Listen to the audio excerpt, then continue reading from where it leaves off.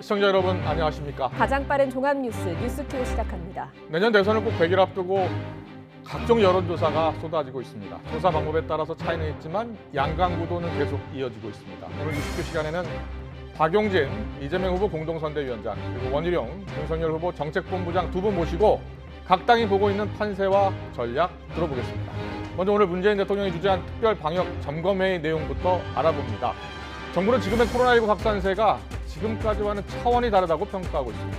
문 대통령은 넉 달 만에 주재한 특별 방역점검회의에서 이 고비를 넘기지 못하면 일상 회복은 실패로 돌아갈 것이라며 앞으로 4주 동안 특별 방역을 시행하겠다고 했습니다. 취재기자 연결합니다. 홍선기 기자.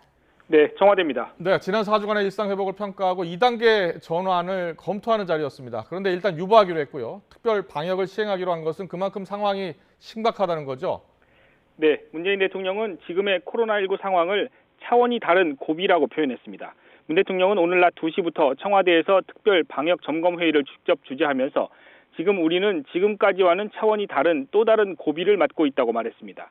또 이 고비를 넘어서지 못하면 단계적 일상 회복은 실패로 돌아가고 더 큰 위기를 맞게 될 것이라는 우려도 나타냈습니다.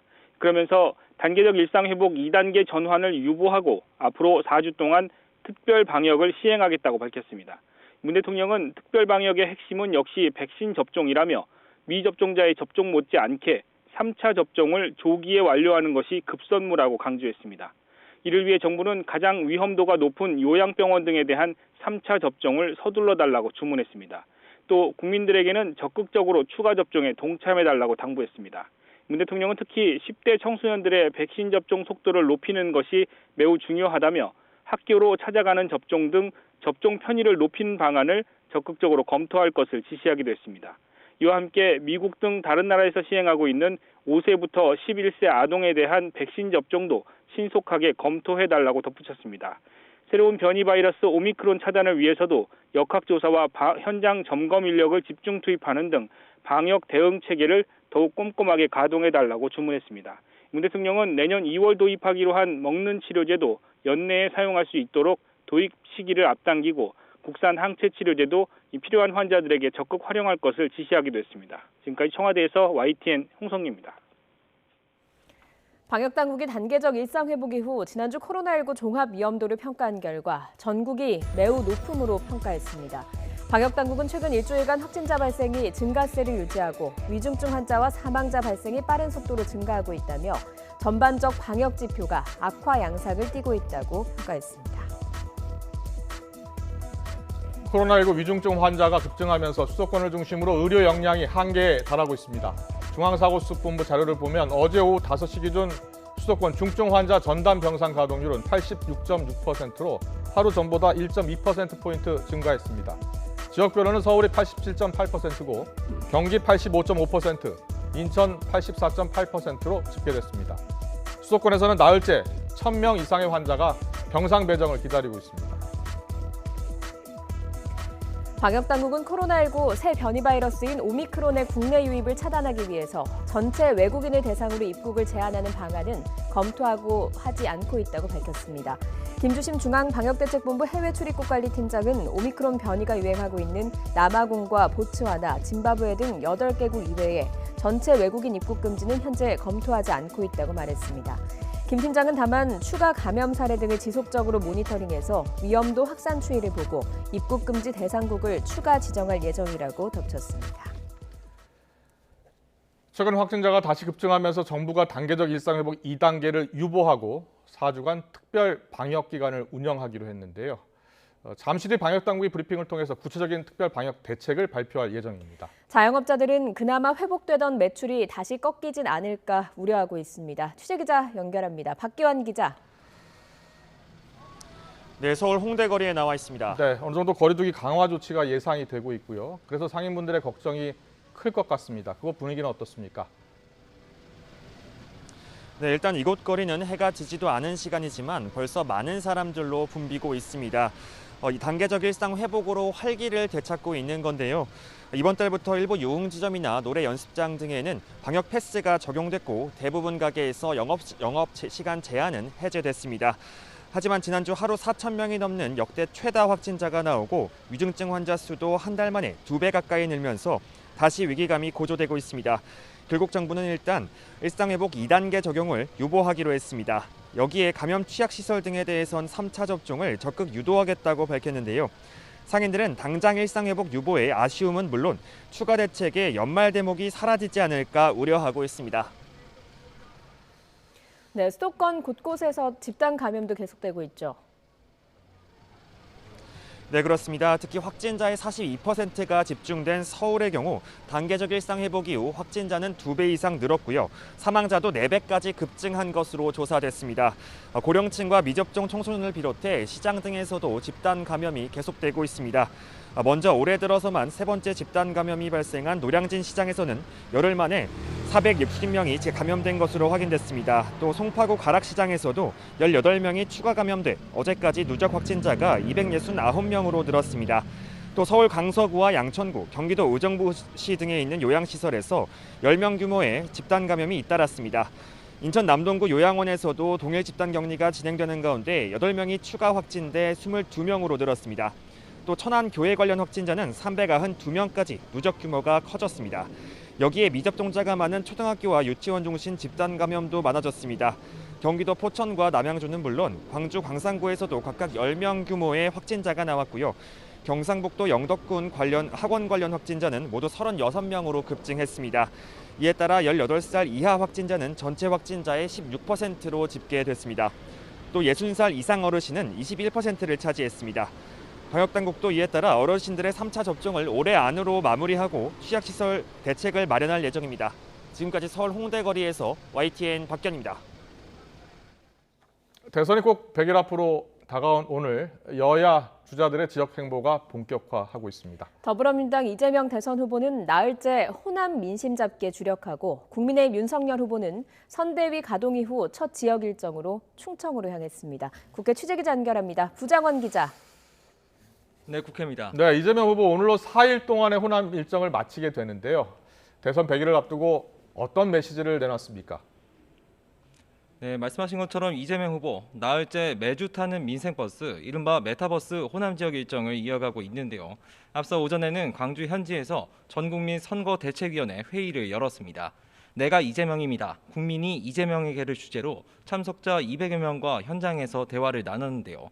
오늘도 거듭 반성한다고 고개를 숙인 이 후보는 국민 삶을 개선하는 데 온 힘을 다하겠다며 경제 대통령, 민생 대통령이 되겠다고 다짐했습니다. 이 후보의 발언 들어보시죠. 지금 이 순간부터 저의 목표는 오직 경제 대통령 그리고 민생 대통령입니다. 국민의 지갑을 채우고 나라 경제를 성장시키는 데 모든 역량을 집중하겠습니다. 이 후보는 이어 조선대를 찾아 광주 지역 대학생들과 만나는 등 지역 일정 때마다 빠뜨리지 않았던 청년 행보도 이어갔습니다. 이 자리에서는 고 전두환 씨의 자녀 추징금과 관련해서 상속재산으로 갚게 하는 전두환 추징금 상속법 입법을 주장했습니다.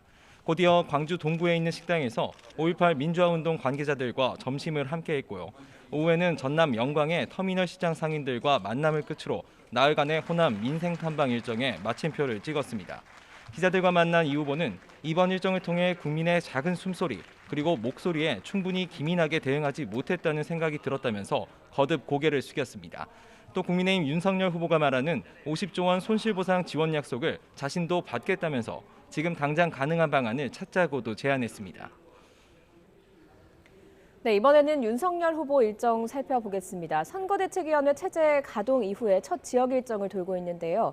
대선 캐스팅 보트라고 불리는 충청으로 골랐죠. 그렇습니다. 오늘부터 다음 달 1일까지 2박 3일 일정인데요. 우선 오늘 방문지는 세종과 대전입니다.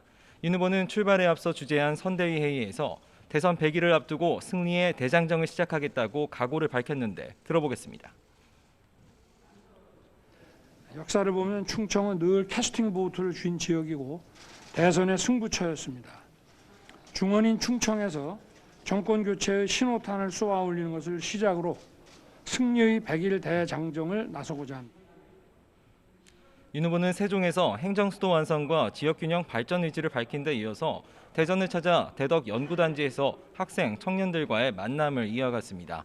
지난해 총선에서 세종 을 지역구에 출마했던 김병준 공동상임선대위원장이 동행하면서 김종인 없는 선대위 체제가 본격화하는 모습인데 당 안팎에선 잡음이 여전합니다. 윤 후보는 오늘 선대위 추가 인선도 단행했는데요. 공동선대위원장 가운데 이준석 대표가 반대했던 이수정 경기대 교수가 이름을 올렸습니다. 이 대표 측은 윤 후보의 굳은 임명 의지를 존중했다는 입장이지만 향후 갈등 소지가 될 수 있다는 우려도 있습니다. 여기에 조국 흑서 저자인 권경애 변호사가 김종인 전 위원장 영입을 반대했던 문고리 3인방으로 장제원 의원을 지목했고 장제원 의원은 이에 증거도 없이 막후에서 인사를 좌지우지하는 사람으로 몰아간 데 대해 법적 대응도 불사하겠다고 공개 반발하는 일도 있었습니다. 이에 권성동 사무총장은 YTN 취재진과 만나 김종인 전 위원장 영입에 반대한 적도 없을 뿐더러 장제원 의원은 인사를 좌지우지한 적도 결코 없다며 권경애 변호사에게도 이 같은 내용을 전화로 충분히 설명했다고 전했습니다. 네, 대선 100일을 맞아서 다른 정당 후보들의 움직임도 바빠지고 있죠.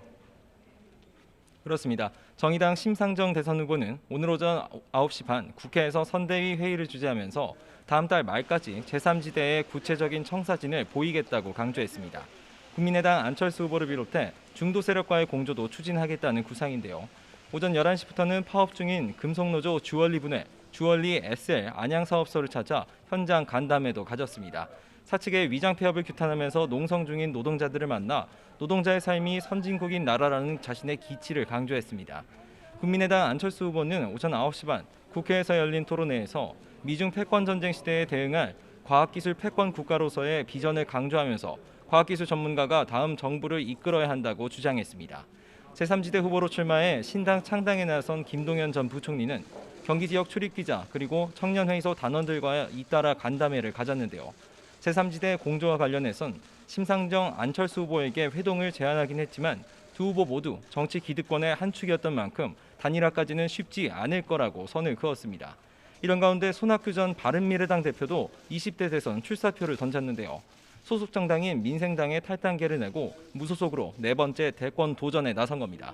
손 전 대표는 자신은 돈도 조직도 없다며 광야에서 홀로 외치는 심정으로 국민에게 직접 호소하는 나홀로 대선이지만 승자 독식의 패자 전물, 제왕적 대통령제를 바꾸겠다는 일념으로 나서게 됐다고 출마 배경을 설명했습니다. 지금까지 국회에서 YTN 부장원입니다.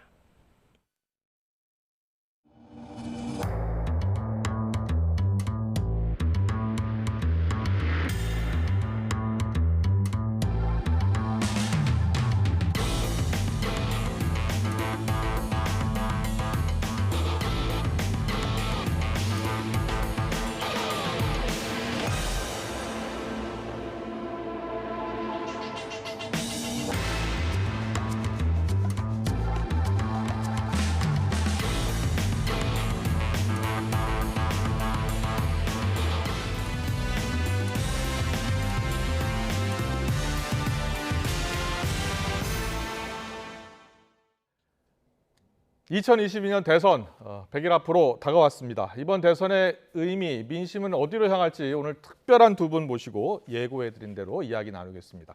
양당의 대선 경선에 출마했었고 아쉽게 아깝게 탈락의 고배를 마셨죠. 하지만 이제는 대선 승리의 미랄이 되겠다고 선언한 분들입니다. 민주당 박용진 공동선대위원장, 국민의힘 원희룡 정책총괄본부장 두 분 모셨습니다. 어서 오십시오. 안녕하세요. 네, 안녕하세요. 안녕하십니까. 경선이 끝난 후 두 분의 모습을 자주 못 뵈서 보고 싶어 하시는 분들 많으실 것 같아서 짧게 경선 끝난 뒤 어떻게 지내셨습니까? 원래 당내 경선이든 뭐 본선이든 선거 진 사람은 두문불출해야 하는데 현역 국회의원이기도 하고요. 또 공동선대위원장을 맡았고 또 선대위 내 청년과 미래 정치위원장을 맡았어요. 그러니까 동분서주 해야 되는 상황으로까지 왔습니다. 그렇군요. 어쨌든 말씀 앞서 하신 것처럼 대선 승리를 위해서 최선을 다하겠습니다. 알겠습니다. 우리 원희룡 본부장님. 네, 저는 패자는 말이 없어야 되기 때문에 언론 접촉은 끊고 대신 배낭 메고 마스크 쓰고 전국의 곳곳을 버스 타고 기차 타고 걸어 다니면서 한 보름 가까이 원 없이 다녔습니다. 아, 그러셨군요. 네, 그러면 그러면서 민심을 좀 한번 부럽습니다. 훑어보고 오셨군요. 예, 알겠습니다. 잘 알겠습니다. 자, 두 분 한때 이제 대선 출사표를 던졌던 분들이고 그래서 이번 대선은 좀 남다를 것 같아요. 그리고 본인들의 생각도 있으실 것 같고 이번 대선을 열자 내로 짧게 정의한다면 어떻게 이야기하고 싶으십니까? 미래 희망이냐 복수혈전이냐. 희망이냐 복수혈전이냐. 예. 아무래도 우리 이제 보수 진영에서 혹은 이제 국민의힘 쪽에서는 문재인 정부에 대한 심판, 예. 좋은 말로 하면 심판이고요. 또 어떻게 보면 지난 두 정부에서의 대통령 두 분에 대한 어떤 사법적인 심판 이런 예. 것들이 약간 맺혀 있다 이런 느낌이었습니다. 네네. 그렇기 때문에 윤석열 전 총장까지도 그 사법적 처리에 정말 핵심적인 역할을 했었던 후보인데도 불구하고 예. 이렇게 대선 주자로 만들어낸 거 아닌가 이런 생각입니다만 지금 대한민국이 과거로 가서는 안 되지 않습니까? 예. 복수열전에 집중할 게 아니라 미래 희망을 놓고 고민하는 그런 대통령 선거가 되길 기대합니다. 그렇군요. 희망이냐 아니면 복수열전이냐. 원인호 본부장님은요?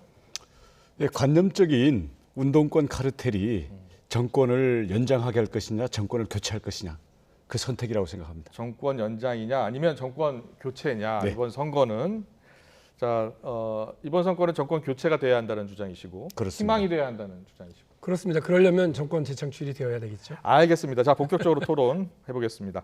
먼저 오늘 나온 여론조사 결과들 좀 보고서 두 분께 어떻게 이 판세를 보고 있는지 여쭤보겠습니다.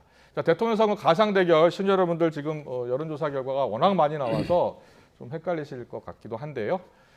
지금 여론조사 화면에 보고 계신 여론조사 이재명 후보가 35.1%, 윤석열 후보가 43.7%인데요. YTN 리얼미터에 의뢰해서 ARS로 조사한 결과입니다. 어떻게 보면 전주보다 약간 더 벌어졌고요. 대신 두 후보 모두 지지율이 약간씩 떨어진 모습 보실 수 있습니다. 다음 그래픽도 볼까요? 네, 차기 대선 후보 지지도 여기는 39% 대 41.8%인데요. 여기는 사회여론연구소죠. KSY가 조사한 결과인데 39% 대 41.8% 이렇게 나왔습니다. 여론조사가 조사 방법, 조사 기관에 따라서 계속 다르게 나타나고 있죠. 추가로 나온 그래픽이 있습니까?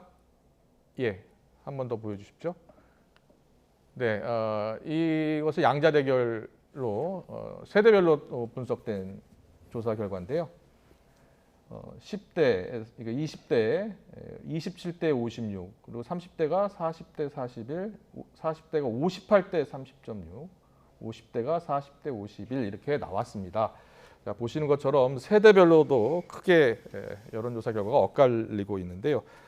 먼저 여당에서는 최근 판세를 지금 100일 남은 이 판세 여론조사 결과를 어떻게 보고 있어요?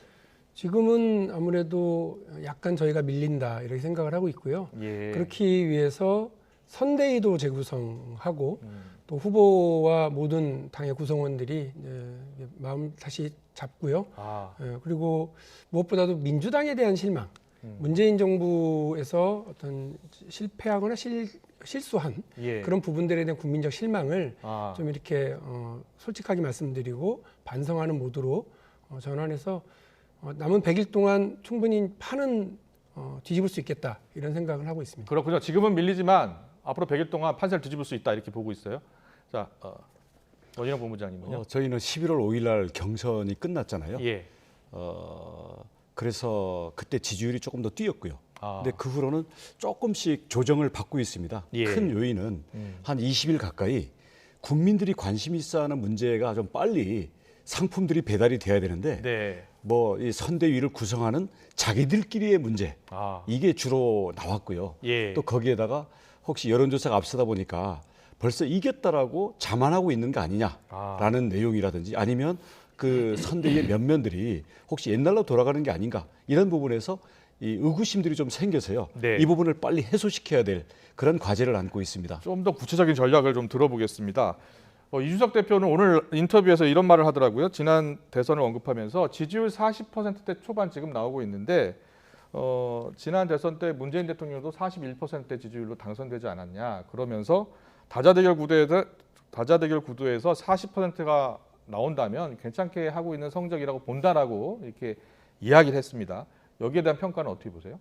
아전 인수죠. 아전 인수다. 아니, 그때야 그래도 제3 후보인 안철수 후보가 있었고요. 예. 그때도 심상정 후보의 기세도 만만치 않았어요. 그렇기 때문에 그때하고 그냥 이렇게 단순 치환하기는 어려울 것 같고 오늘 나온 한 여론조사에서는 그냥 양자 대결로만 보면 크게 차이가 안 나는, 그리고 대부분의 여론조사가 지금 거의 지금 붙어 있다고 그렇습니다. 봐도 되거든요. 그러니까 그 안정적이다라고 말하고 싶은 거지 제가 볼 때는 그 안정적이라고 볼 수는 없다고 보고요. 저희가 이 쫓아가고 있는 기세, 그리고 어떤 뭐 판은 계속 100일이면 한 5번, 6번은 뭐 뒤집힐 거예요. 그런 과정에서 얼마든지 이재명 후보가 승기를 잡고 역전할 수 있다고 생각합니다. 알겠습니다. 원희룡 본부장님, 우리가 선거 격언 중에 낙관하면 분열한다. 그리고 어렵다고 판단되면 다시 뭉친다. 이런 이야기가 있지 않습니까? 근데 지금 보면 과거 역대 선거도 보고 최근에 윤석열 후보의 지지율을 보면 물론 견고한 면도 있지만 점차적으로 이렇게 떨어지는 그런 조사 결과도 나타나고 있잖아요. 그리고 특히 선대위 구성에서 여러 잡음도 나오고 있고요. 여기에 대해서 당에서는 어떻게 보고 있어요?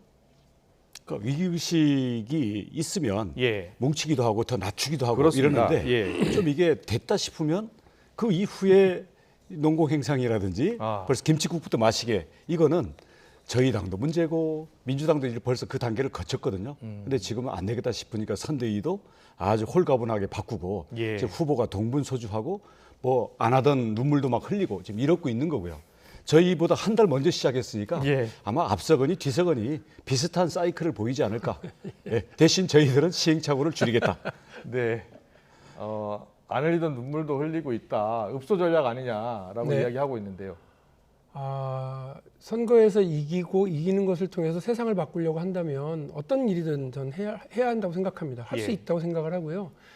후보가 당에 대해서 사과하고요.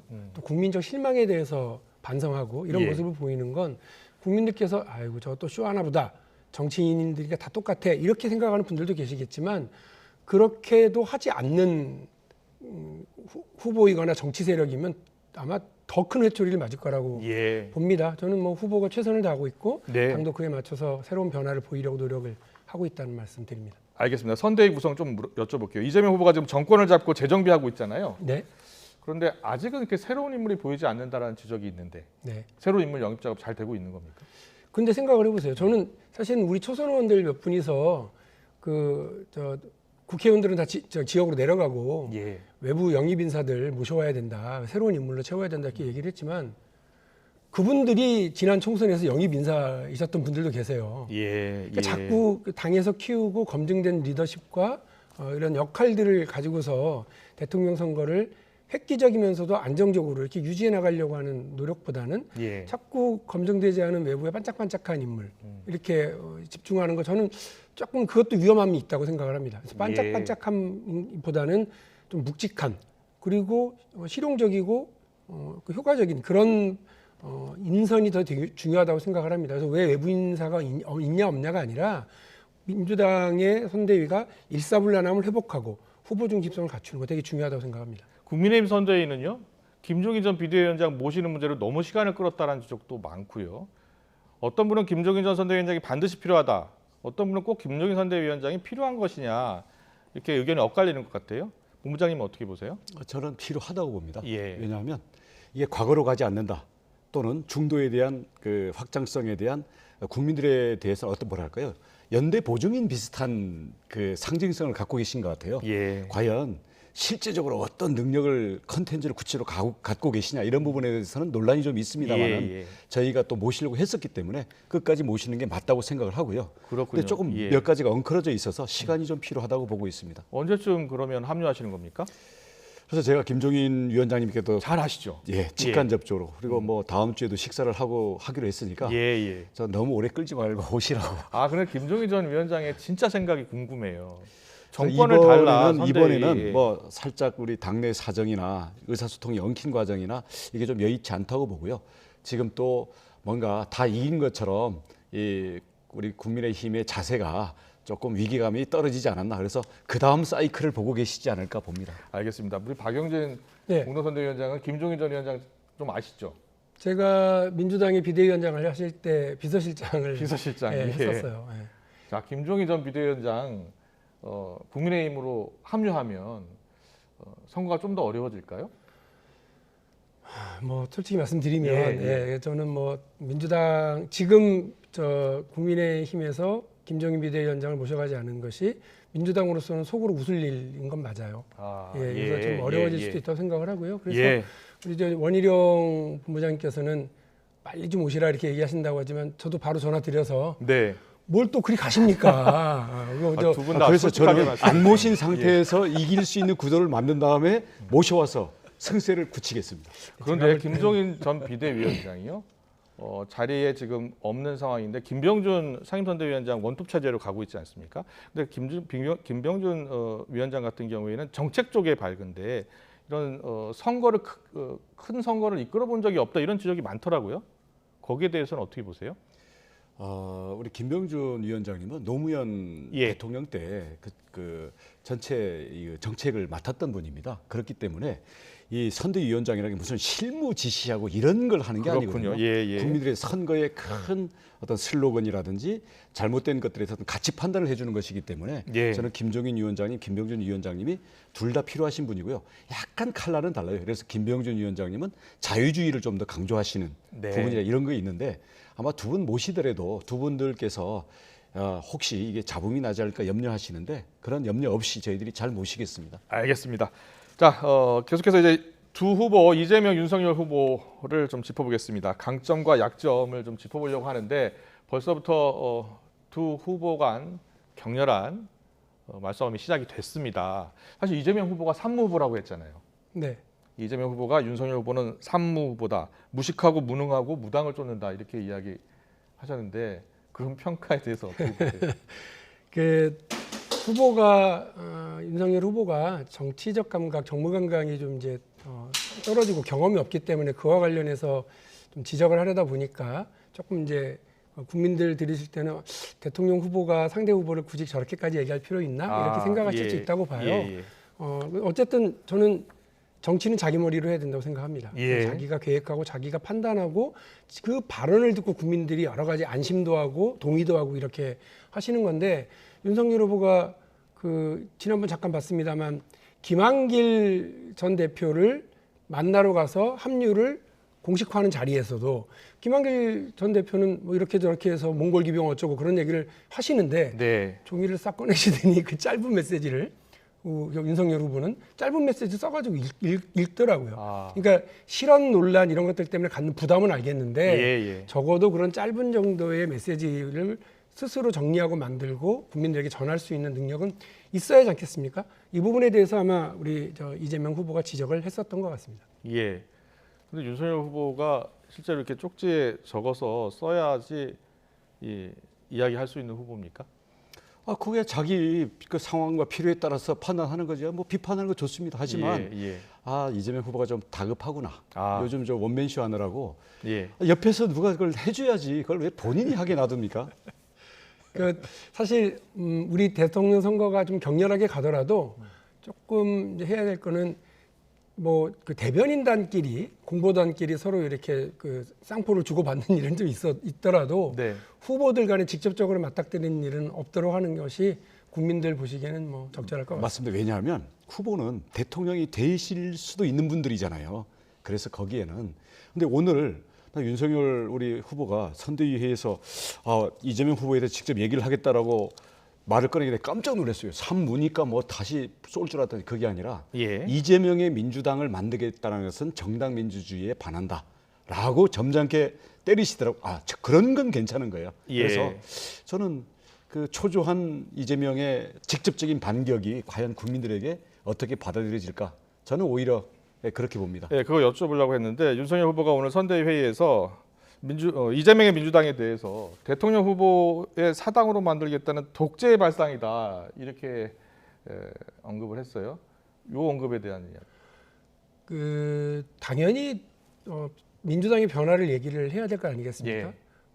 우리 국민의힘에서 과거에 이른바 탄핵 국면 그리고 우리 국민들 보는 실망스러운 정치를 했었던 인물들이 다 어디 가신 게 아니잖아요. 해외로 이민 가신 게 아니고 그 안에 많이들 계세요, 여전히. 그럼에도 불구하고 야, 저 당이 변했어. 국민들이 제일 우와 이랬던 때가 아마 이준석 대표가 당선됐었을 때일 겁니다. 그리고 또 우리 원희룡 본부장님이 후보로 나와서 이렇게 얘기하시는 걸 보면서 많은 국민들이 저쪽에 좀 희망이 있나? 이렇게 봤을 거예요. 역시 정치는 다른 거 아니라 인물이 어떻게 등장하고 변하느냐가 핵심이거든요. 이재명 후보가 이재명의 민주당이라고 얘기하는 게 이건 내 사당으로 내가 집에 가져가겠어. 이 의미가 아니라 민주당이 달라졌어요. 변했어요. 다르게 할게요. 라고 하는 의지의 표현이라고 봐주셔야죠. 이재명이 달라지고 민주당도 달라졌다. 그걸 적극적으로 지금 이야기하고 있다라고 이야기하고 있는데 후보님은요? 당연히 노력을 해야죠. 국민들이 다 쳐다보고 있는 그 방향을 우리가 그쪽에 다가가서 국민들에게 어떻게 마음을 얻을까를 해야 되는 거기 때문에 저는 경쟁이라고 보고요. 그 노력을 굳이 폄하하고 싶지는 않습니다만은 그걸 굳이 안 그래도 이재명 후보가 좀 포갑적이고 일방적이라는 것 때문에 두려워하는 국민들이 많은데 이걸 민주정당, 그것도 집권 정당, 그동안의 민주당의 문제점을 전부 민주당에다가 뒤집어 씌우고 이제는 이재명의 또 다른 뭘로 만들겠다고 하는 게 그동안 뭐 했냐라는 문제라든지 아니면 정당 민주주의에 대해서 과연 어떻게 생각하길래 저렇게 나오는가라 해서 그런 반문을 제기하는 거죠. 우리 국민들의 이게 이제 여론조사의 흐름이라든지 또 이제 제가 국민들을 만나서 제가 갖는 감은 그런 겁니다. 감은 뭐냐면 민주당이 좀 미운 거예요. 왜냐하면 기대가 있었기 때문에 실망이 상당히 큰 거거든요. 민주당이 어떻게 했습니까? 야당 시절에 7대 원칙이라고 하는 인사 원칙을 만들어서 청문회에서 그걸 매석했습니다. 부동산, 위장전입, 그다음에 자녀의 교육 문제 이런 등등 재산 형성 과정, 심지어는 논문 표절 문제까지 다 저희 민주당에서 만든 기준이에요. 그러면 다르게 하겠구나, 다른 방식으로 하겠구나 했었는데 이게 웬걸? 우리도 고위공직자를 인선하고 임명하고 운영하는 데 있어 인재를 운영하는 데 있어서 국민적 기준에 안 맞은 거죠. 그 국민적 기준에 합의를 만들어낸 건 민주당인데 그걸 지키지 않는 게 민주당이 되니 내로남불 위선 정치라고 질타맞을 수밖에 없는 거거든요. 민주당이 되면 문재인 정부가 들어서면 먹고 사는 문제는 해결하겠다고 해서 그럴 줄 알았는데 이게 웬걸 부동산 이게 웬 말이냐 이런 논란이 벌어지니까 지금이라도 민주당이 달라져야 된다라고 하는 걸 분명히 해야죠. 민주당은 그대로 두고 후보만 저는 다른 사람입니다라고 얘기하는 건 그야말로 무책임한 정치죠. 정당 정치의 핵심은 당이 달라지고 당의 강령이 국민들에게 어떤 미래 비전을 보여주느냐가 제일 핵심이거든요. 그런 면에서 전 의미 있다고 봅니다. 알겠습니다.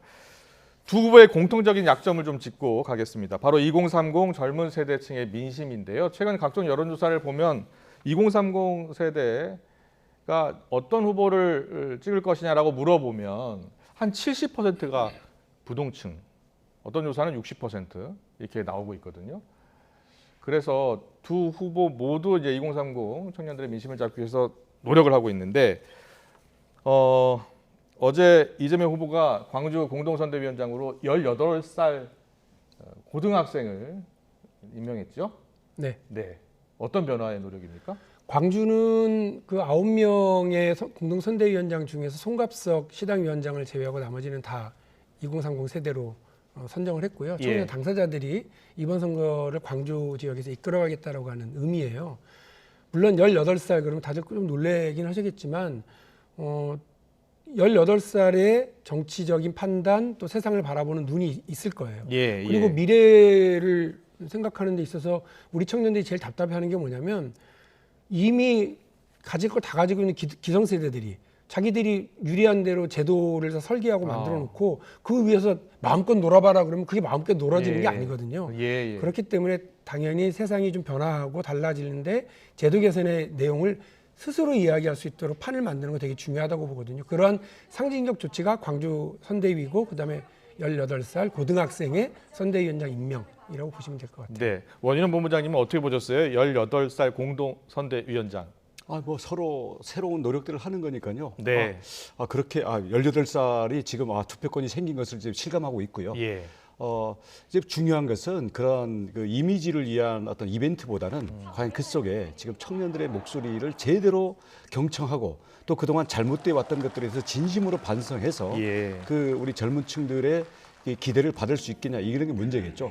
지금 특히 뭐 586을 뭐 X86이라는 말까지도 하는데 지금 그동안 이 민주당의 정권 그리고 뭐 국민의힘도 그전 정권 때 뭐 마찬가지입니다만은 젊은 세대들의 미래를 더 키우고 이들을 지켜주기 위해서 많은 시간들을 다 허비하고 이제서 와서 청년들에게 다 이미 뺏어 먹어버린 밥상을 차려주겠다고 하고 있는데 과연 얼마나 진정성이 있고 젊은이들이 그들이 주도해서 정책을 만들 수 있게 할 거냐 그런 부분에 대해서 저는 경쟁이라고 봅니다.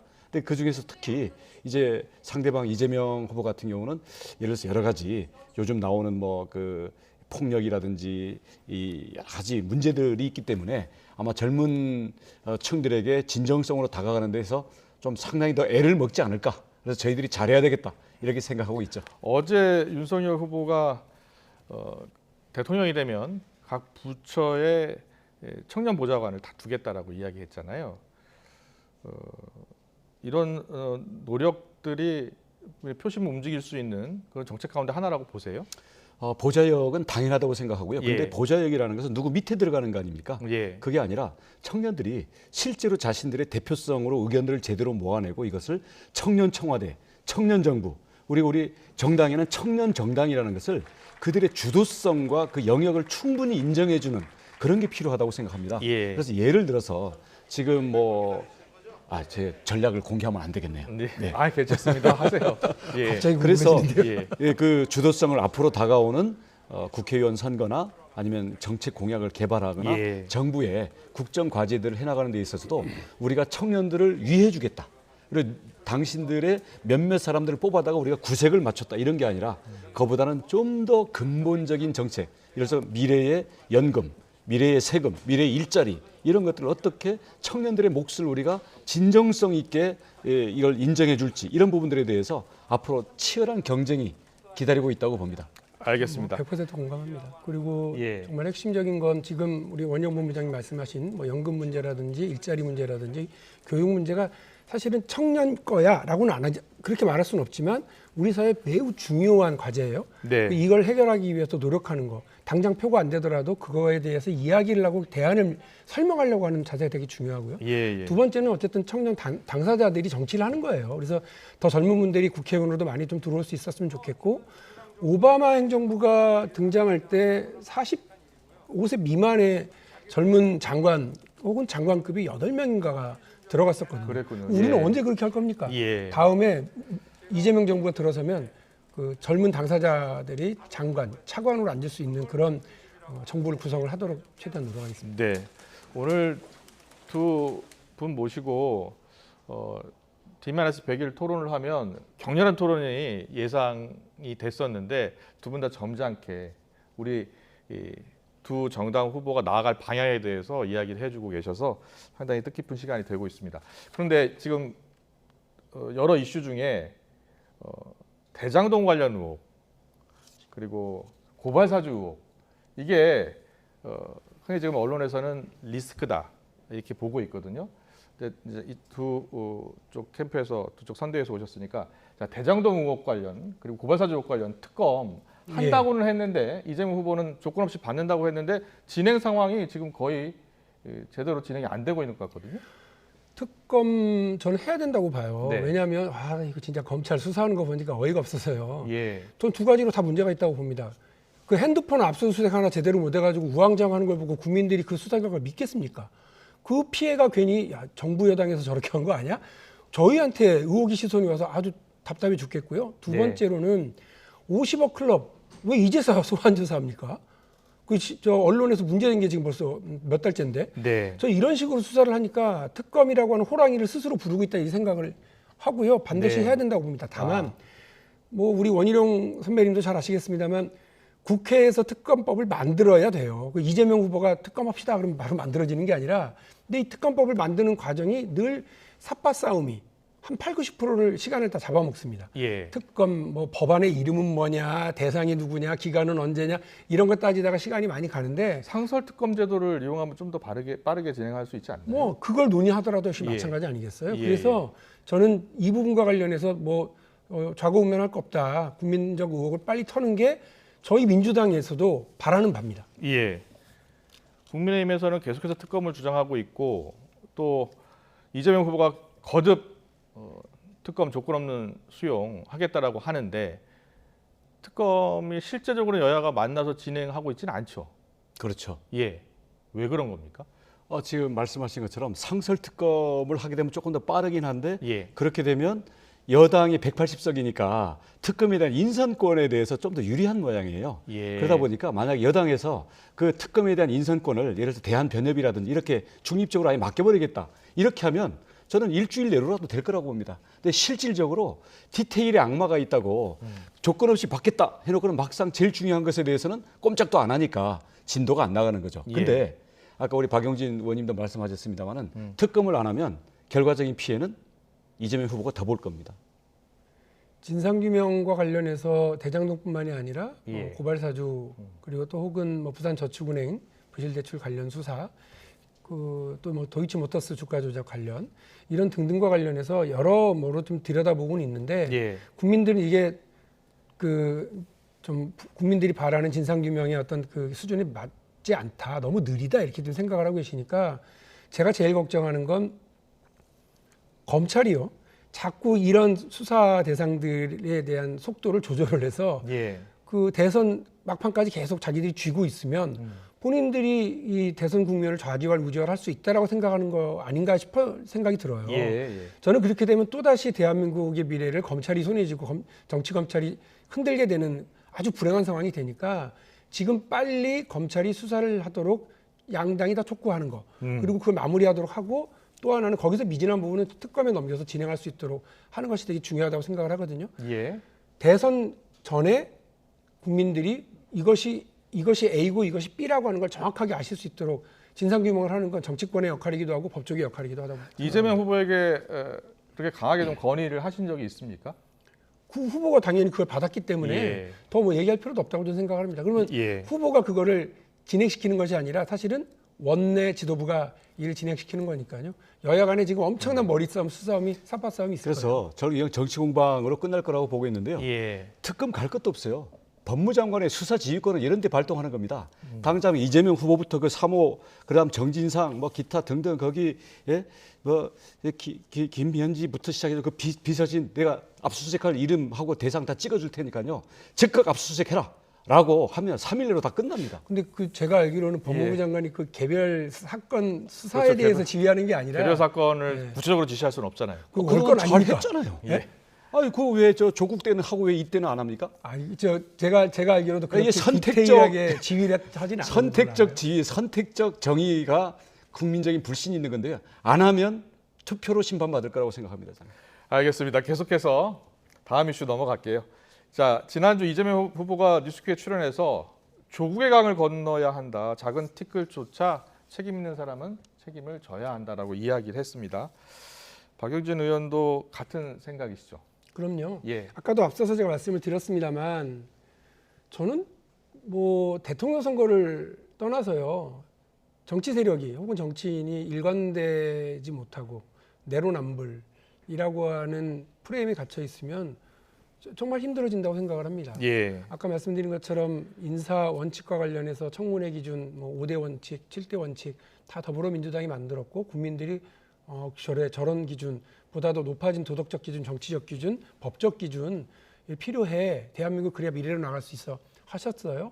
근데 민주당이 집권을 하고 나서 그런 면에서 국민들에게 실망을 드린 것에 대해서 죄송스럽게 생각을 해야 된다고 봅니다. 예. 그런 의미에서 후보도 조국의 강이라고 하는 표현 그리고 작은 티끌도 책임져야 된다라고 말씀하신 것 같고 예. 민주당이 다시는 이런 내로남불 정당으로 규정되지 않도록 하겠다라고 하는 의미에서 변화를 말씀드리고 반성을 얘기하고 있는 겁니다. 예. 원희룡 우리 조국의 강을 본부장님도. 뭐 건너는 건 뭐 알아서 하시고요. 예. 대장동 강하고 백현동 강은 어떻게 건널 겁니까? 백현동 사건을 다시 성남지청으로 보냈더라고요. 거기도 조국 직계들이 또 거기 지키고 있는 이런 데로 보내는데 이런 거를 해결해야 조국의 강을 건넜다고 인정을 하지. 백현동 사건 서울지검에 있는 거를 성남지청에 자기 측근들한테 보내면서 조국 측근들한테 보내면서 이걸 조국의 강을 건넌다 그러면 이게 말이 앞뒤가 맞겠습니까? 근데 우리 정치권에서 매번 벌어지는 일이 사법부에서 사법적 판단이 나오면 본인들에게 유리하면 사법정의가 바로 섰다고 얘기하고 본인들에게 좀 불리하거나 동의하기 어려운 게 나오면 사법부의 정의는 땅에 떨어졌다. 땅에 떨어졌다가 올라갔다 땅에 떨어졌다 올라가는 게 이 사법부를 바라보는 정치인들의 정치권의 좀 뭐 너무 아전인수적인 시각이라고 생각하는데요. 그러니까 결과에 대해서 다 자기 중심으로 바라보기 때문에 그나마 설득력 그리고 이걸 갖기 위해서 절차에 대해서 선택적으로 하지 말고 똑같이 하라는 거거든요. 예. 지금 왜 백현동 사건을 왜 성남으로 보냅니까? 그것부터 조국의 강을 건너는 데 있어가지고 지금 당장 걸려있는 현안이에요. 수사당국 그리고 검찰 지휘부가 그 일에 대해 그 판단하는 것에 대해서 여기 내밀한 것까지는 알 수 없습니다. 그러나 지금 의혹이고 의심이신 거 아닙니까? 그걸 가지고 거기는 뭐 조국 측근들이 있다, 저기는 뭐 친여권 인사들이 있다, 이렇게 다 규정하고 가시면 세상만사 다 얼마나 피곤하세요. 지금. 아니 연관된 사건들이 서울지검에 있으면 다 하고 있는데 그 중에 가장 핵심 백현동 그 옹벽 아파트 사건 그리고 이미 거기 150억, 70억 이미 혐의들이 다 나와 있고 관계자들이 아직 출두 안 하고 도망 다니고 있는 이 사건을 일부러 성남에 보내가지고 사건 번호 매기는 데만도 벌써 15일씩 지내게 한다는 게 말이 됩니까? 다음 질문을 하고 또 이야기 나눠보겠습니다. 이 윤석열 후보 부인 김건희 씨 문제인데요. 김건희 씨가 언제쯤 등판할까도 큰 관심입니다. 그런데 지금 도이치모터스 주가 조작 사건으로 4명 이상이 지금 구속된 상황이고요. 곧 소환 가능성도 높은 상황인데 윤석열 후보는 계속해서 이야기하는 게 법대로 원칙대로 가겠다는 거거든요.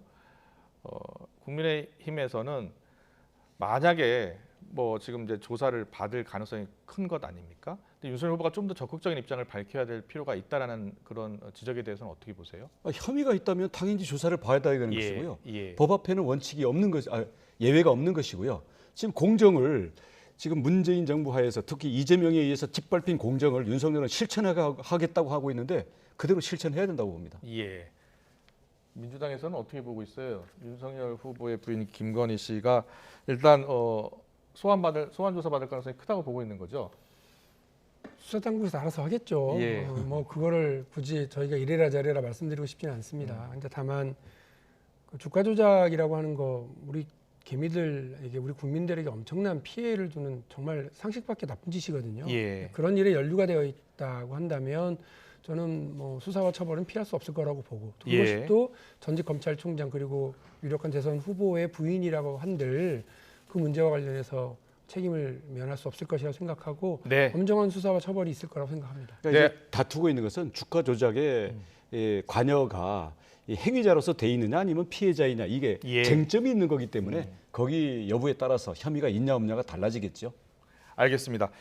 마지막으로요 질문 하나만 더 드리고요. 윤석열 후보가요 코로나19 피해 받은 소상공인 자영업자에게 50조 원을 지원하겠다 대통령이 되면 이렇게 이야기했는데 바로 이재명 후보가 지금 급하니까 바로 논의하자 이렇게 이야기했거든요.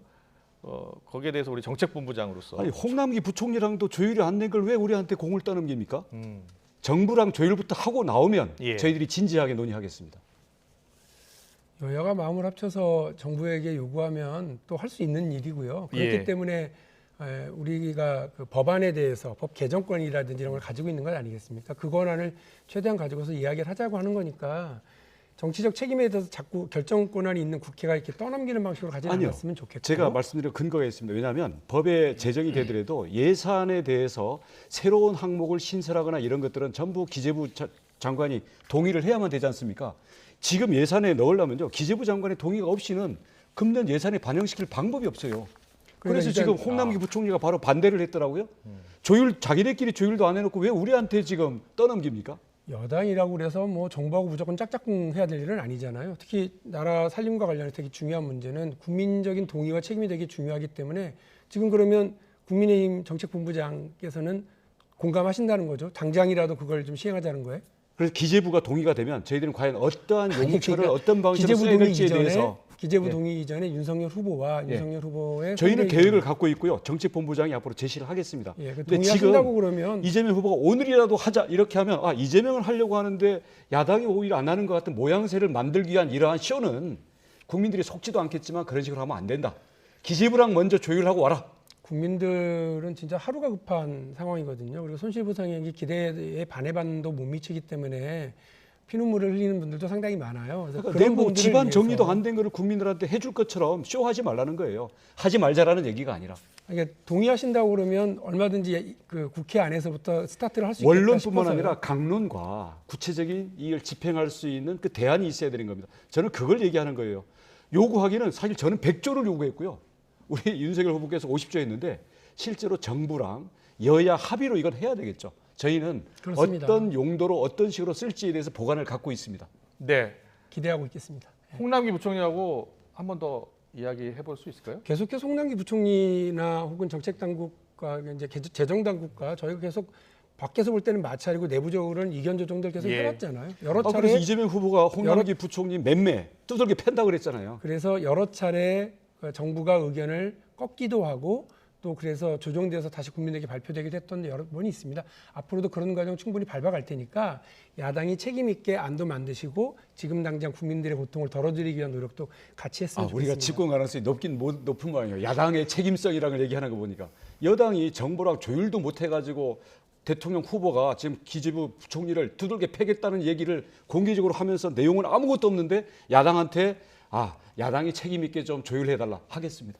백석이면 정권을 넘기십시오. 백석만큼의 책임이 있는 거예요. 국민들의 그런 기대가 있으니까 국민의힘에게 국민들이 걸고 있는 기대를 저버리지는 않으셨으면 180석 가진 좋겠어요. 당에서 100석 가진 책임을 해라. 저희들이 하겠습니다. 의석 넘겨주십시오. 네, 우리 여기까지 들어야 될 것 같아요. 시간 관계상 제가 한 3분 정도 넘게 진행하지 않고 두 분이 계속 말씀을 주고받았거든요. 같은 말을 반복하고 예. 있었습니다.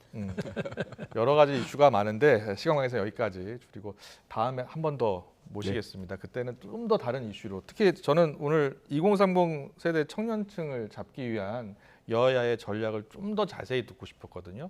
그러니까 우리 2030 세대가 중요하다는 건 아는데 그리고 다 보여주기식으로 뭔가를 보여주려고 하는데 그들이 아직도 마음을 어디에 둬야 될지 모르고 있거든요. 다음번 두 분 모실 때는 2030 세대를 잡기 위한 여야의 전략을 좀 더 구체적으로 들어보도록 하겠습니다. 지금까지 민주당 박용진 공동선대위원장, 국민의힘 원희룡 정책총괄본부장 두 분 모시고 이야기 들어봤습니다. 잘 들었습니다. 감사합니다. 감사합니다.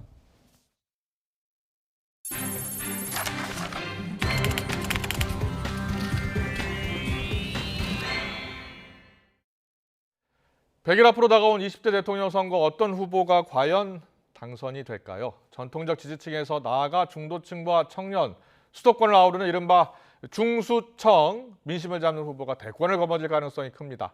여야 모두 여기에 사활을 걸고 있습니다. 권민석 기자의 보도입니다.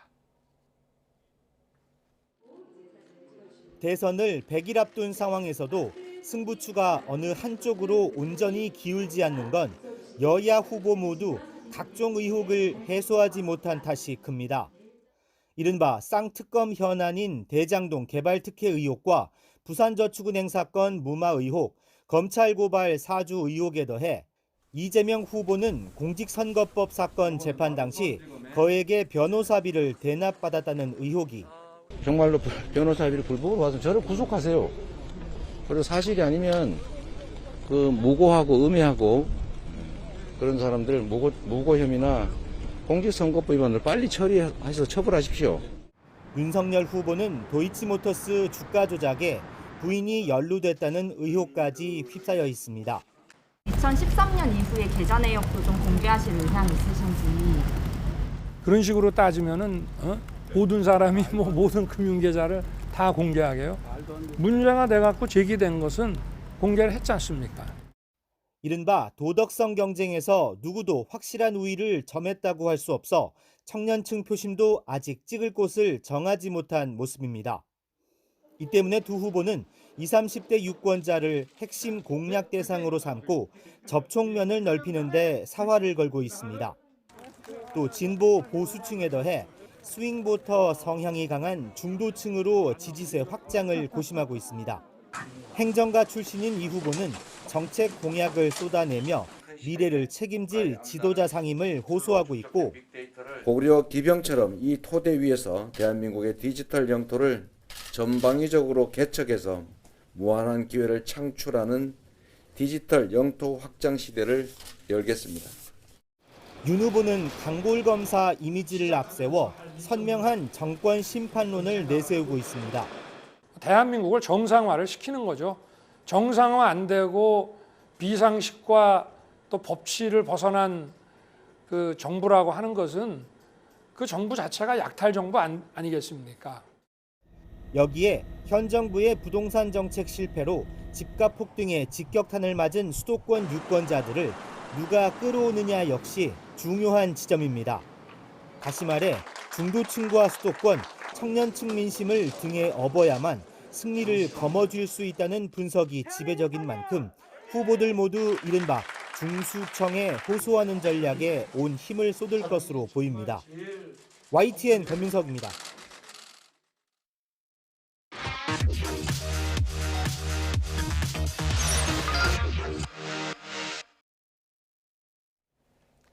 네, 대선이 꼭 100일 앞으로 다가왔습니다만 판세 지금 계속해서 전해드리고 있습니다만 여전히 안개 속입니다. 네, YTN이 D100일을 맞아 실시한 대선 여론조사와 향후 전망, 정치부 기자 짚어보겠습니다. 이정미 기자 나와 있습니다. 어서 오세요. 어서 오십시오. 안녕하십니까? 네, 조금 전 이재명, 윤석열 선대위 위원장, 본부장 모시고 이제 판세를 분석해봤잖아요. 네. 이번에는 이제 우리 현장을 뛰고 있는 기자로부터 한번 판세를 좀 들어보도록 하겠습니다. 네. 100일 앞둔 여론조사 결과 기자들도 많은 관심이 있었잖아요. 어떻게 봤어요? 일단 저희 YTN에서도 여론조사를 실시를 했습니다. 예. 지금 여론조사 결과를 보면 일단 국민의힘 윤석열 후보가 오차 범위 밖에서 앞서고 네. 있습니다. 앞서고는 있는데 사실 전체적으로 보면 꾸준히 앞서고 있는 것처럼 보이지만 안에 보면 연령대별로 조금 차이가 있고요. 이렇게 좀 등락이 있거든요. 예. 그래서 이제 그 결과가 어떻게 될지 저는 이제 안개 속으로 예상을 하고 있습니다. 그렇군요. 예. 네, 그래서 지금 바로 들어가 보면요. 그래서 제가 첫 번째 제목 저희가 이제 원래 이제 주제어로 네. 풀어가잖아요. 첫 번째 주제어를 보일 듯 안 보이는 대선. 네. 네, 이렇게 제목을 뽑아봤습니다. 그러니까 이게 세부적으로 내용을 들어가 보면 특정 연령대가 특정 후보를 지지하다가 갑자기 1, 2위가 바뀐다던가 이 여론조사 안에를 보면 차이가 좀 있거든요. 네. 예, 이게 지금 전체적인 여론조사입니다. 앞서서도 계속 나갔었는데 지금 현재는 이재명 후보가 35.1% 그리고 윤석열 후보가 43.7%로 윤석열 후보가 앞서가고 있습니다. 네. 많이 보셨으니까 제가 연령대별로 다른 것을 좀 보여드리겠습니다. 이것도 그래픽으로 준비를 해봤는데요.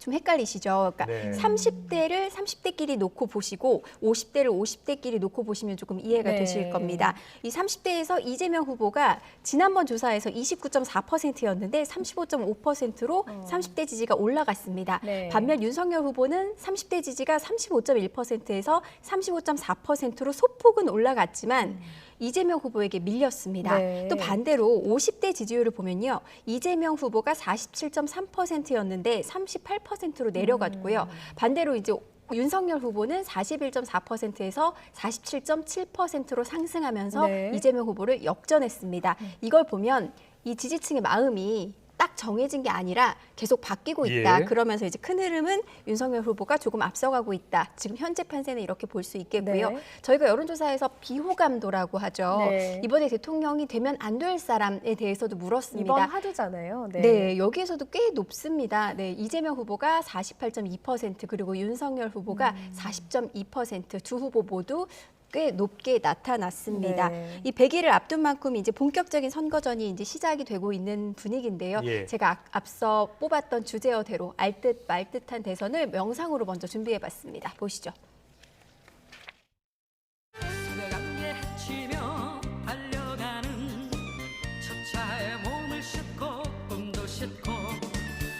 마음 모두 싣고 떠나갑니다. 당신을 멀리 멀리.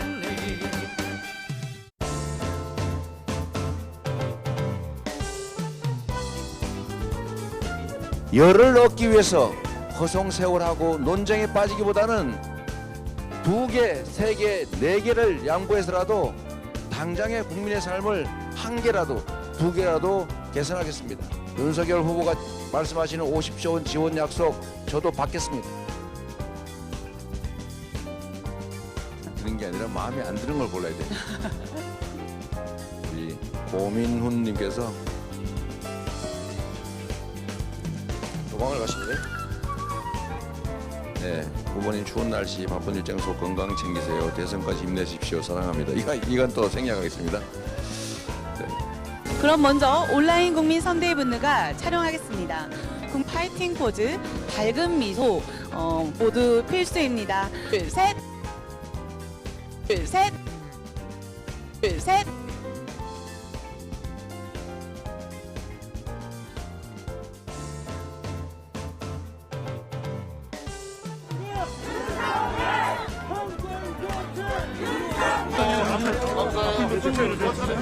천천히 밀지 말고 천천히. 수고하셨어요. 우리 아버지가 어릴 때 연기에서 잘하신 말이에요. 그분은 부친께서 연남초등학교 나오셨다고요? 이영진 그러니까 여기서 초등학교를 여기서 다니다가 공주로 그래서 충청을 신중부 시대를 열라고 하면 우리 여기 세종시를 실질적인 수도로서의 기능을 더욱 내실화를 시켜나가야 되는 것뿐만이 아니고 첨단 과학기술 단지로서 더욱 육성해서 새벽 안개 치며 달려가는 첫 차에 몸을 싣고 꿈도 싣고 내 마음 모두 싣고 네, 안개 속에서 출발을 했습니다만 대선 열차는 일단 이재명 후보가 먼저 출발을 했는데 여론조사 지지율은 윤석열 후보가 좀 앞서고 있는 상황입니다.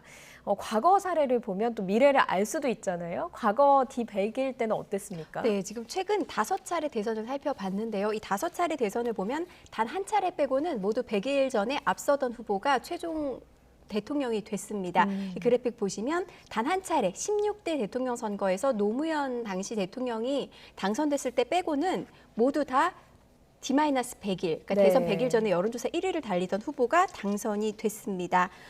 그 달랐던 때, 그 노무현 대통령이 당선됐을 때를 제가 준비해 봤는데요. 그때 그래픽을 한번 보시면요.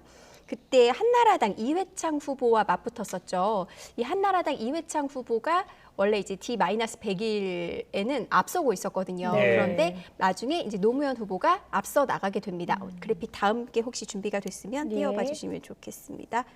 네, 요걸 보시면 지금 아래를 보시면은 그 D-100일에 이제 이런 분포를 보였죠. 노무현 네. 후보가 20%대 지지율을 보였는데요. 막판에 결국 이제 D-24일 되면서 치고 올라가면서 최종 당선이 됐습니다. 이때 결정적인 변수가 노정 단일화라고 돼 있죠. 노무현 당시 후보와 정몽준 후보의 단일화가 되면서 이렇게 치고 올라가는 결과를 낳았거든요. 네. 이때 빼고는 5차례 대선, 더 확인을 해보면 7차례 대선에서 100일 전에 앞선 후보가 최종 이기긴 했습니다. 하지만 이번 대선도 그럴 거라고 단정하기는 어렵습니다. 네. 지금 보셨듯이 이런 결과가 나올 수도 있고요. 그리고 이제 뭐 다른 대선 때 보면 18대 대통령 선거에서는 문재인 당시 대통령 후보가 선거 직전에 거의 따라 붙었습니다. 3%포인트까지 따라 붙었고요.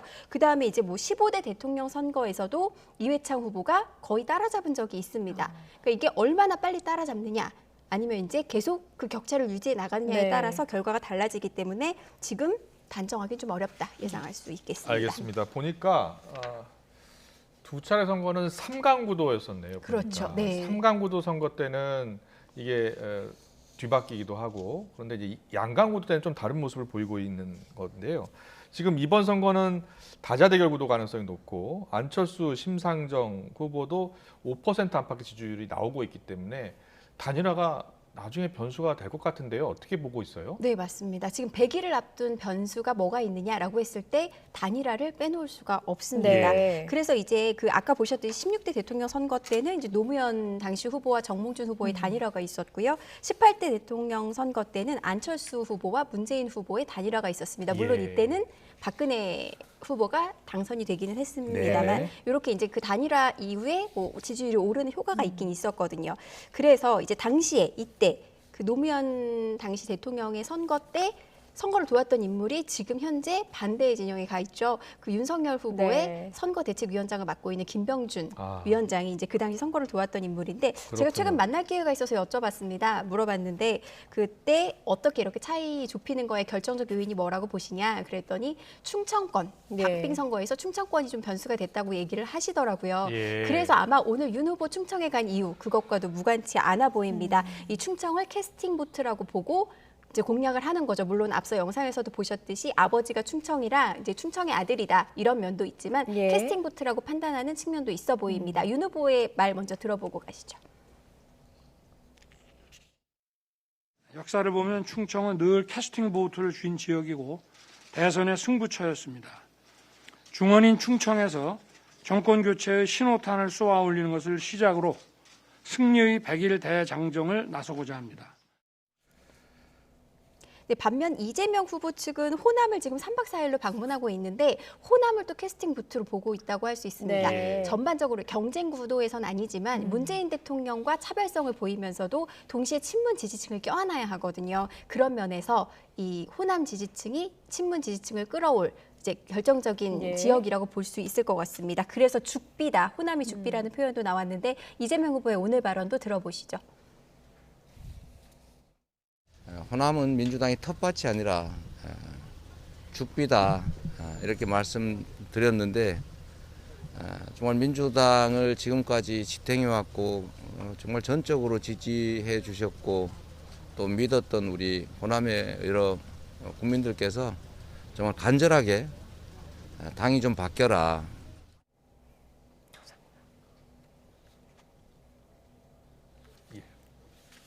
네, 이렇게 해서 이제 단일화도 관심을 갖고 네. 있고요.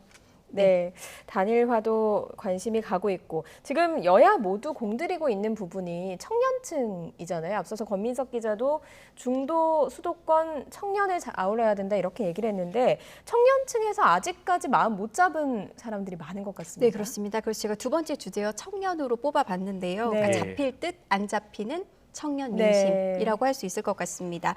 제가 2030 부동층을 저희 여론조사에서 살펴보면요.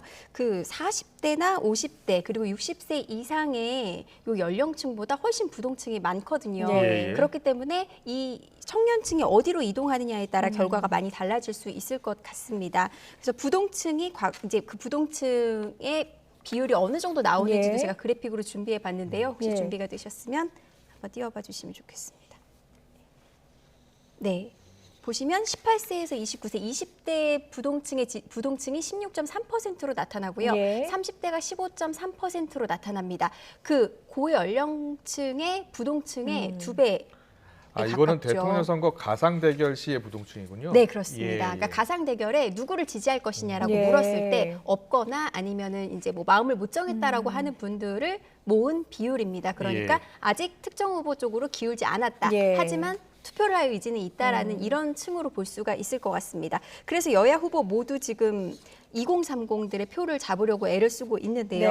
네. 그 더불어민주당 이재명 후보 같은 경우도 그 선대위에 2030의 네. 참여를 늘리면서 아. 네. 민심 잡기에 들어가고 있고요. 그다음 윤석열 후보 역시도 그 선대위에 2030을 이제 영입을 하면서 예. 청년 민심 잡기에 나서고 있습니다. 네. 그 윤 후보는 어제 청년 본부를 발족하기도 했죠. 네. 그래서 2030이 이제 굉장히 민감한 부분인데 이제 양쪽 후보 모두 조금 실수를 또 하는 측면이 있습니다. 네. 뭐 실수라고 볼 수도 있고 뭐 다른 일이라고도 할 수 있겠지만 이재명 후보 같은 경우는 그 과거에 그 강동구 모녀 살해 범이었던 예, 조카를 변호한 게 문제가 네. 됐고 윤석열 후보 같은 경우는 최근에 이제 김성태 전 의원을 예. 영입한 게 좀 논란이 됐었죠. 예, 그렇습니다. 대선 D-1 현장 기자한테 듣는다. 이정미 기자와 함께했습니다. 잘 들었습니다. 네, 감사합니다. 고맙습니다.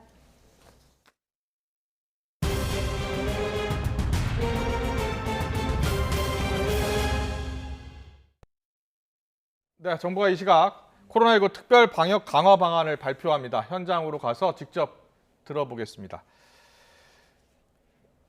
네, 정부가 단계적 일상 회복 이후에 이제 지난 4주간의 평가를 했고요. 예. 원래 이제 2단계로 완화할 예정이었으나 검토한 결과 완화를 유보하기로 했죠. 예, 그렇습니다. 문재인 대통령 주대로 넉 달 만에 특별 방역 점검 대책회의가 열리기도 했는데요.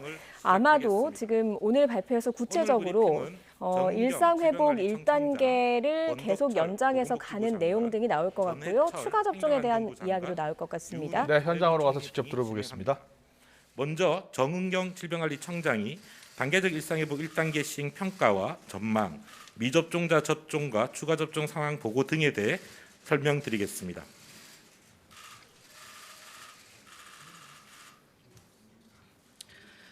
존경하는 국민 여러분, 질병관리청장 정은경입니다. 단계적 일상회복 이행이 시작된 지 11월 1일 이후 4주간의 1단계 운영 기간이 경과함에 따라 단계 평가 결과와 위험 요인에 대해서 보고를 드리겠습니다. 단계 평가 결과 위험도는 전국은 매우 높음, 수도권은 매우 높음, 비수도권은 중간으로 평가가 되었습니다. 4주간 위험도는 매주 악화되었고 수도권은 2주 연속 매우 높음 상태입니다. 중환자실 등 의료 대응 역량이 한계치에 임박하고 있고 모든 선행지표가 상승하는 상황을 고려해서 특별방역 대책의 시행이 필요하다는 평가입니다. 다음은 주요 영역별 위험도 평가 결과를 말씀드리겠습니다. 먼저 대응 역량에 대한 지표입니다. 중환자실의 병상 가동률이 급격히 증가해서 11월 4주 전국 기준으로 70.6%였으며 수도권은 80.4%로 의료 대응의 한계치에 임박하고 있습니다.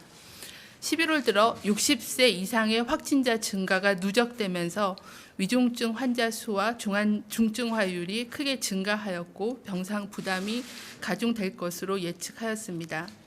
다음은 의료 대응 역량 대비 발생 비율은 병상 가동률보다 좀 더 빠르게 증가하고 있으며 방역망 내의 확진자 관리 비율도 30.5%로 10월 대비 10%포인트 감소하여 지역사회 감염의 위험이 증가한 상황입니다. 두 번째 발생 지표입니다.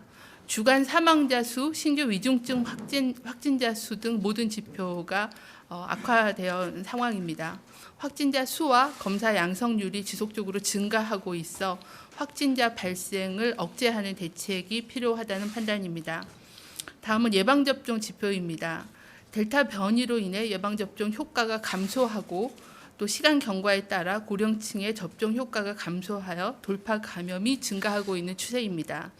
특히 60대 이상 돌파 감염은 지속 증가하고 있으나 추가 접종 완료율은 현재 12%대로 고령층 유행 억제에는 충분하지 못한 수준입니다.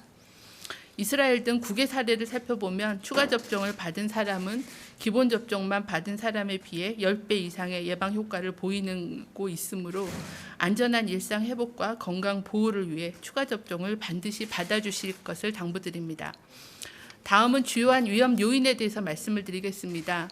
먼저 60세 이상의 고령층 확진자 위중증자의 증가입니다.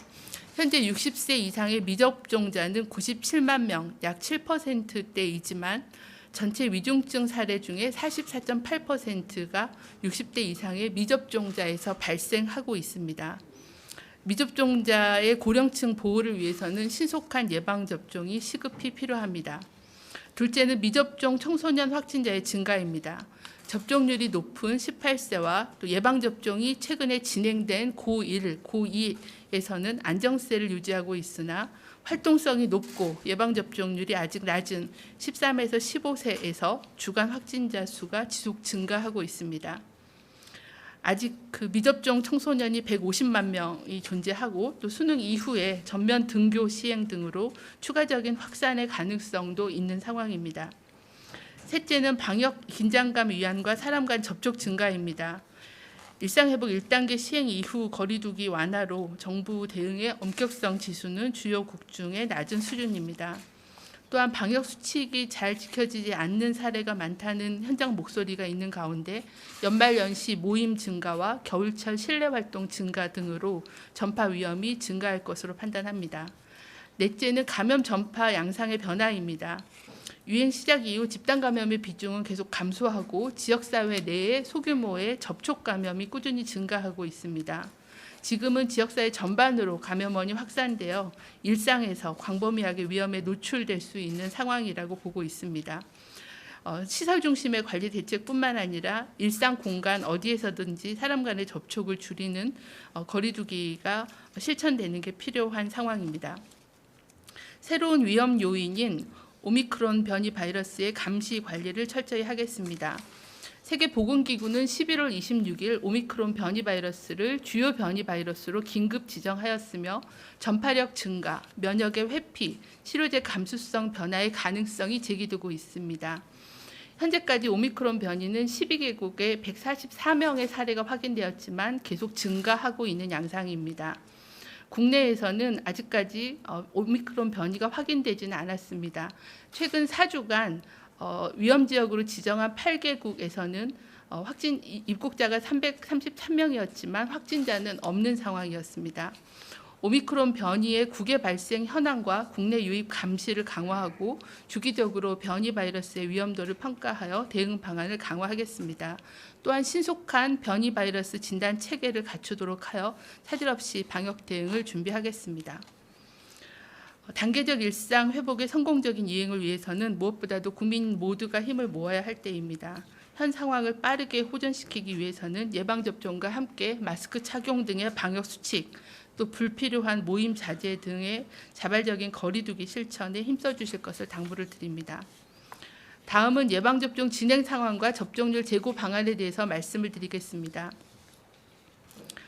단계적 일상회복 이후에 확진자, 중증 환자가 급증하고 있는 상황에서 신규 확진과 중증 사망을 줄이기 위해서는 미접종자, 특히 소아청소년에 대한 접종과 고령층을 중심으로 한 추가 접종에 집중하여 면역 형성 인구를 확대하는 것이 절실한 상황입니다. 미접종자에 대한 접종 필요성과 대책에 대해서 말씀을 드리겠습니다. 소아청소년 접종을 보다 적극적으로 권고하고 시행하겠습니다. 교육부에서 별도 말씀드릴 예정입니다. 둘째는 고령층의 성인 접종을 독려하겠습니다. 의료계와 협력하여 의료기관에 상시 내원하는 고령층 어르신들을 대상으로 접종을 안내하고 독려하겠습니다. 또한 지자체별로 여건을 고려한 맞춤형 접종 대책을 지속 시행하여 외국인, 재가노인, 재가장애인 등 사각지대에 대한 접종을 지속하겠습니다. 예방접종 후 이상 반응에 대해서도 인과성 평가에 대한 객관성을 높이고 접종 후 이상 반응에 대한 지원과 소통을 강화하겠습니다. 다음은 추가 접종에 대해서 말씀을 드리겠습니다. 델타 변이로 인한 접종 효과가 감소하였고 고령층의 시간이 경과함에 따라 접종 효과가 감소함에 따라 추가 접종의 필요성이 커지고 있습니다. 보다 안전한 일상 회복을 위해서 또 코로나19의 위중증 사망 예방을 위해서 추가 접종을 반드시 받아주실 것을 요청을 드립니다. 추가 접종을 신속하게 시행하기 위해서 11월은 감염 취약시설의 집중 접종을 추진하겠습니다. 상세한 내용은 행안부 장관님께서 말씀드릴 예정입니다. 12월에는 지역사회에 계시는 60세 이상의 고령층의 집중 접종 기간을 운영하겠습니다. 어르신들께서는 인플루엔자 접종을 받으시는 것과 같이 사전 예약 없이 의료기관에 방문하시면 편리하게 접종을 받으실 수 있도록 접종 여건을 정비하도록 하겠습니다. 셋째는 추가 접종의 대상을 18세 이상 모든 연령으로 확대해서 시행하도록 하겠습니다. 코로나19의 감염 예방과 위중증 예방을 위해서 추가 접종이 반드시 필요합니다. 추가 접종의 대상을 18세에서 49세의 연령층으로 확대해서 기본 접종 완료 5개월을 기준으로 추가 접종을 받으실 수 있도록 하겠습니다. 12월 2일부터 사전 예약을 시작하고 자녀 백신 접종은 예약 당일부터 그리고 예약을 통한 접종은 이틀 뒤인 12월 4일부터 실시할 수 있도록 하겠습니다. 마지막으로 방역 패스의 유효기간을 설정하겠습니다. 방역 패스는 접종자 중심으로 단계적이고 안전한 일상 회복을 위해 도입되어 시행 중에 있습니다. 현재는 기본 접종을 기준으로 하고 있으나 시간 경과에 따라서 접종 효과가 감소하는 것을 반영하여 기본 접종 완료 후 6개월 정도의 유효기간을 설정하여 방역 패스에 대한 그 효력에 대한 기간을 설정하여 운영하도록 하겠습니다. 추가 접종 시에 방역 패스의 효력은 접종 즉시 효과가 발효되는 것으로 적용하도록 하겠습니다. 보다 안전한 일상의 지속을 위해 6개월 기간 내에 반드시 추가 접종에 참여해 주시기를 요청을 드립니다. 다음은 코로나19 경구용 치료제 도입과 국산 레키로나주 활용 방안에 대해서 말씀을 드리겠습니다. 총 40만 4천만 명분에 대한 경구용 치료제를 선구매 계약을 추진하고 있으며 현재는 MSD사와 24만 2천만 명분 계약을 완료하였고 화이자사와는 7만 명분에 대해 구매 약관을 체결하였습니다. 추가로 9만 2천 명분에 대한 선구매 계약을 12월 초에 확정할 계획이며 확진자 증가 등을 고려하여 신속한 국내 도입을 위해서 글로벌 제약사와 협의를 진행하고 있습니다. 아울러 경증 환자의 중증 전환을 막기 위해 국산 항체 치료제인 레키로나주에 대한 사용을 확대하겠습니다. 지난 11월 23일부터 감염병 전담병원에서 생활치료센터, 요양병원, 일반 병원까지 공급 대상 기간을 확대하여 공급하고 있습니다. 또한 12월부터는 재택치료 중심의 의료 대응 체계로 전환됨에 따라 재택치료자도 필요시 단기 외래진료센터 등을 통해 레키로나주를 처방받고 투여할 수 있도록 추진하겠습니다. 정부는 코로나19 경구용 치료제의 선구매와 신속 도입, 그리고 국산 레키로나주의 활용 방안 확대를 통해서 위중증과 사망으로의 전환을 방지하는 데 최대의 노력을 하겠습니다. 이상입니다. 예, 다음으로 권덕철 보건복지부 장관이 의료 대응 체계와 치료 체계 개편 등에 대해 설명드리겠습니다.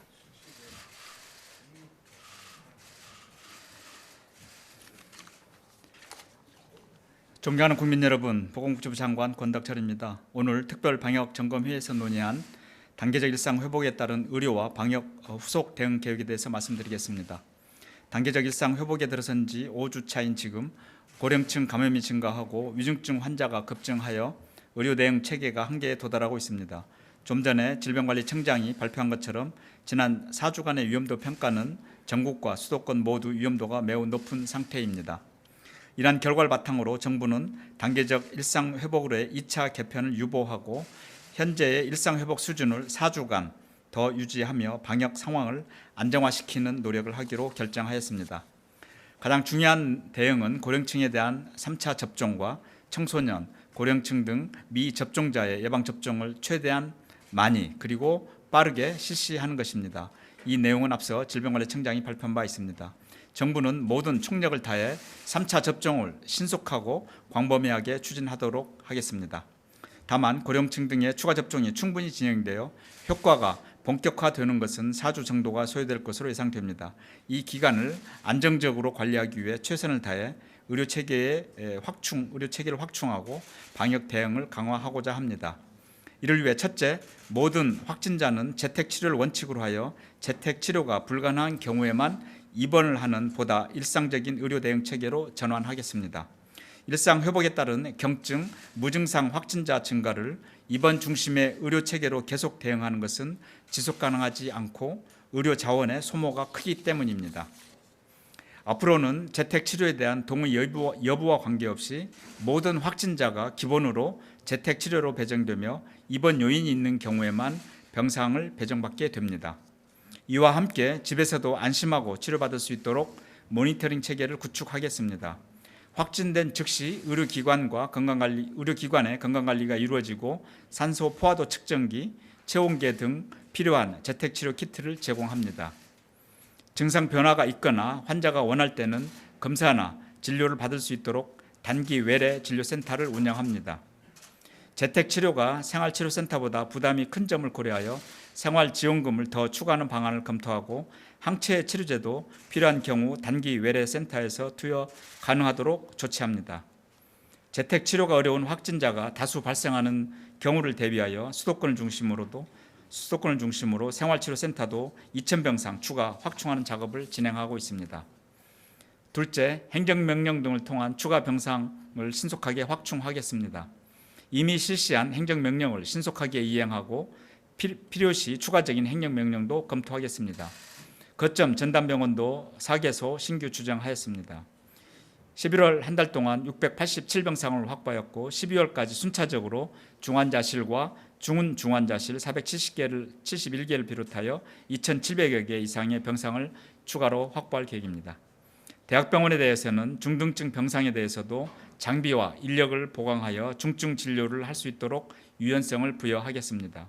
병실당 입원 가능한 환자 수도 의료 현장의 판단에 따라 변경 가능하도록 조치하였습니다.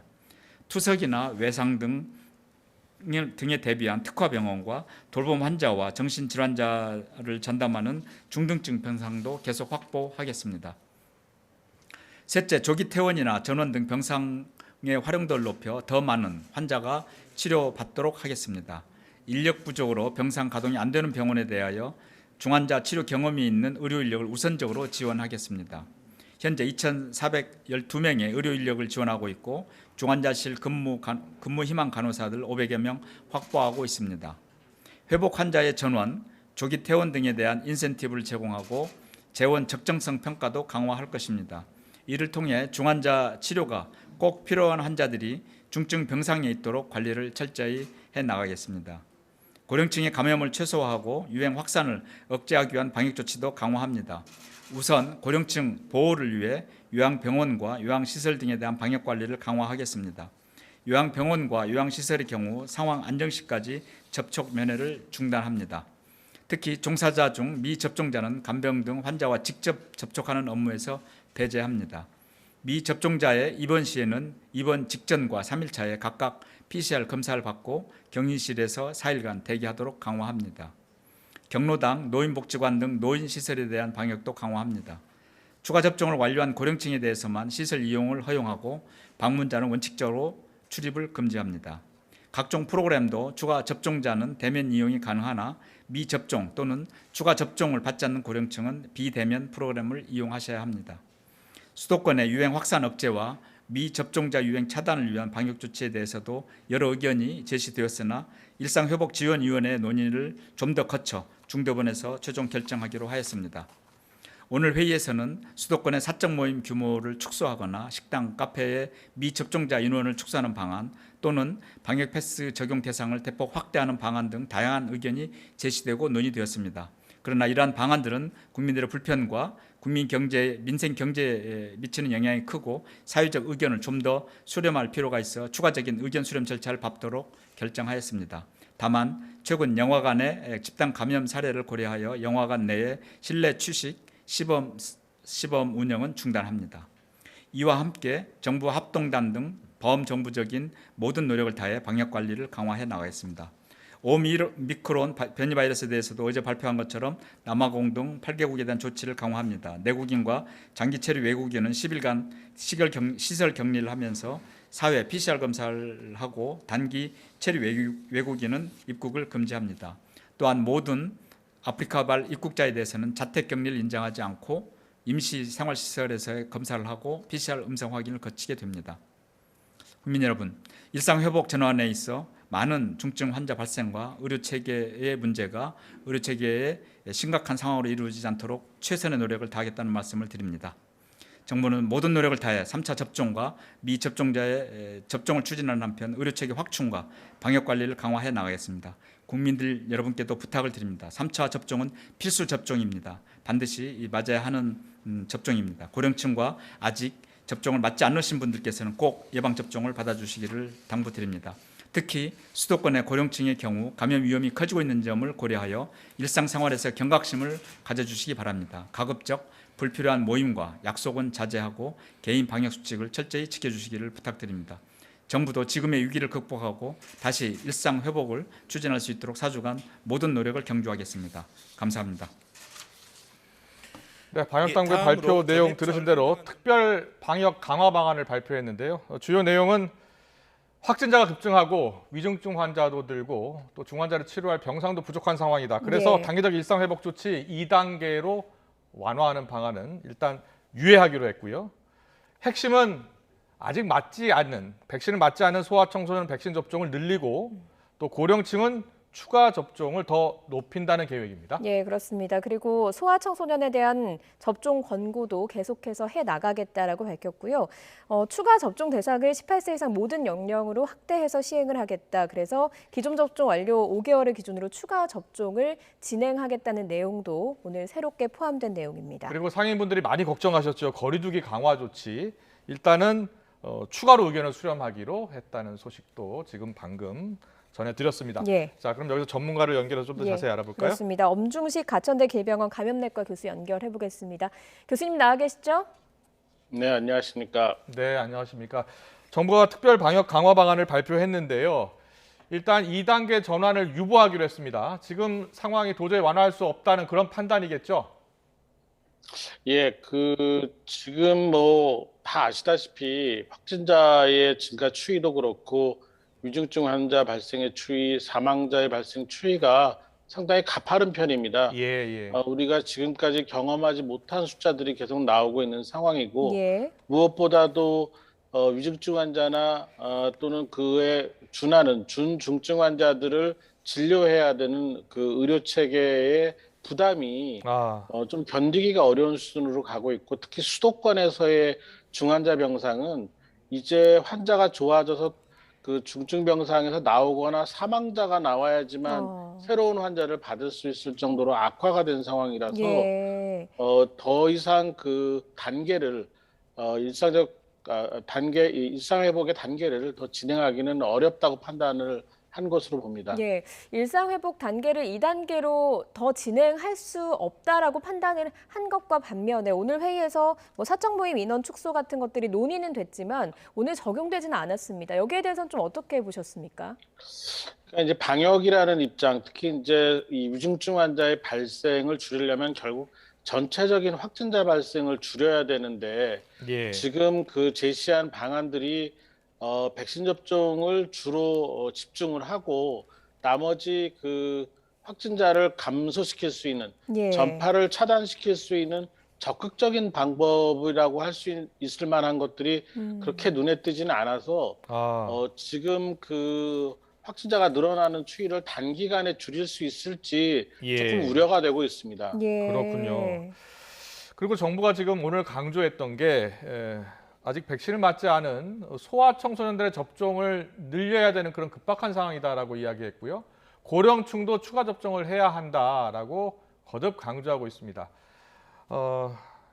지금 우리 소아청소년의 접종률이 매우 낮은 상황인데 더 적극적으로 맞아야 한다 이렇게 보십니까? 예, 사실 이제 그 소아청소년에서의 백신 접종을 통한 의학적 이득, 그러니까 위중증 환자로 진행하거나 사망을 줄이는 그런 이득은 그렇게 크지 않은 것이 사실입니다. 그렇지만 외국의 사례들을 보면은 결국 대규모 유행이 생기면 많은 수는 아니지만 소아청소년에서도 중증 환자가 발생을 하고 사망자가 발생하는 것이 사실이고요.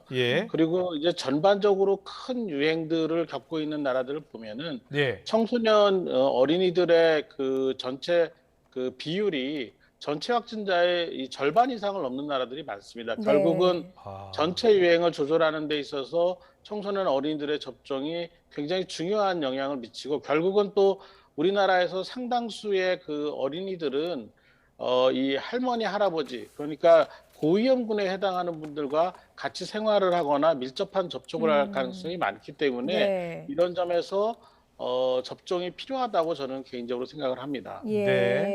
지금 그리고 오늘 나온 얘기 중에 추가 접종 대상을 18세 이상의 모든 연령으로 확대 시행하겠다 이렇게 이야기를 했거든요.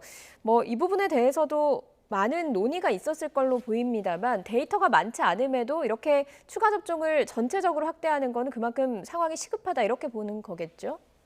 예, 사실 지금 그 델타 변이 바이러스의 전파력을 고려를 하면 우리가 지금과 같은 수준의 방역을 유지한다고 했을 때 백신 외에 다른 방법이 마땅치가 않습니다. 항바이러스의 도입도 서두르고 있지만 1, 2월은 돼야지 가능한 상황이고 지금 현재와 같은 상황을 장기적으로 줄이기 위해서는 부스터샷, 이제 3차 접종이라고도 얘기하고 기본 접종이라고도 이제 표현을 바꿔가고 있지만 그만큼 접종이 꼭 필요한 상황이고 이스라엘이나 영국에서 이 세 번째 접종을 했을 때 이 중증 환자의 발생이나 입원율 감소 그리고 사망의 감소 같은 것들이 크게 감소하는 것들이 증명이 됐기 때문에 이런 부분을 고려해서 접종을 좀 더 강조를 해야 되겠고 전 연령층에서 고르게 진행할 필요가 있다고 생각을 합니다. 네. 엄준식 교수님, 지금 중증 환자를 치료할 수 있는 병상이 너무 부족하다, 지금 거의 포화 상태다라고 거듭 우려하고 계신데요. 오늘 정부가 발표한 여러 가지 방안 중에 이 정책, 이 방안은 꼭 필요한데 빠졌다. 어떤 게 있겠습니까? 사실 지금 뭐 추가적인 의견을 모으겠다라고 하셨지만 결국 이 코로나19의 확산은 사람들의 이동과 접촉을 통해서 퍼져나가고 있기 때문에 이 이동과 접촉을 줄이기 위한 직접적인 노력이 필요합니다. 그러니까 뭐 인원수 제한이나 영업시간 제한이나 이런 부분들이 사실 지금 꼭 필요한 영역인데 예. 빠른 결정이 안 되고 있는 상황이고요. 예. 이제 이런 부분들은 아마도 경제적 피해를 줄이기 위해서 방역 완화를 했는데 다시 되돌아가는 데 대한 큰 부담이 있는 것 같습니다. 예, 전체적인 확진자 수를 줄이려는 대책이 좀 부족한 것 같다라고 말씀을 해주셨는데 조금 더 걱정이 되는 부분은 신종 변이 바이러스죠. 오미크론입니다. 이 부분에 대해서도 계속 감시를 해가겠다라고 얘기를 했는데 좀 선제적으로 조치를 취할 수 있는 부분이 없을까요? 오미크론이 확인되기 이전부터 아프리카 지역에서 입국을 하는 확진자의 그 코로나19 바이러스는 전장 유전자 서열 검사를 하고 있었고요, 전체를. 그리고 다른 지역에서 입국한 사람들도 확진이 되면은 절반 이상 전장 유전자 검사를 통해서 새로운 변이 바이러스인지를 확인하는 과정을 거치고 있었습니다. 그런데 이제 오미크론이 발견이 된 상황에서는 이런 전장 유전자 검사를 하지 않았던 입국자들의 그 바이러스에 대해서 보관이 되어 있다면 유전자 검사를 다시 진행을 해서 혹시 이미 오미크론이 들어온 것이 아닌지 확인하는 과정이 필요할 것 같고요. 그다음 지금 세계 여러 나라에서 이 오미크론 바이러스의 유입이 확인이 되고 있는데 그 나라의 유행 양상에 따라서 추가적인 입국 제한을 할지 결정을 해야 될 것 같습니다. 예. 그런데 사실 이런 대책은 굉장히 제한적인 효과를 갖고 있기 때문에 이스라엘처럼 모든 나라 입국을 닫지 않는 이상은 입국 제한만으로는 오미크론을 충분히 막아내기는 어렵고 예. 지금 우리나라 현재 상황도 어렵고 새로운 변이 바이러스가 유입이 돼서 우리나라에서의 전파 상황을 모르는 상황에서는 이럴 때일수록 조금 더 이 사회적 거리두기를 다시 되돌아가는 방안에 대해서 긍정적인 검토를 할 필요가 있다고 생각을 합니다. 네, 알겠습니다. 지금까지 엄중식 가천대 길병원 감염내과 교수와 함께 자세히 짚어봤습니다. 오늘 말씀 잘 들었습니다. 고맙습니다. 감사합니다.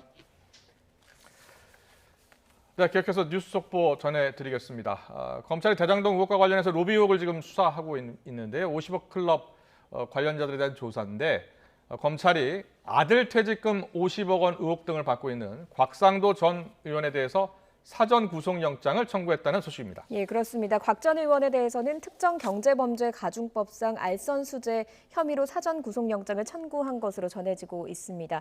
곽 전 의원은 지난 2015년이었죠. 화천대유가 참여한 하나은행 컨소시엄이 무산될 위기에 처하자 하나은행 측에 영향력을 행사해서 성사시키고 그 대가로 아들을 통해서 50억 원을 받았다는 의혹을 받고 있습니다. 네, 영장 실질 심사는 모레 오전 10시 반에 열릴 예정입니다. 관련 소식 추가로 들어온 대로 다시 전해드리겠습니다.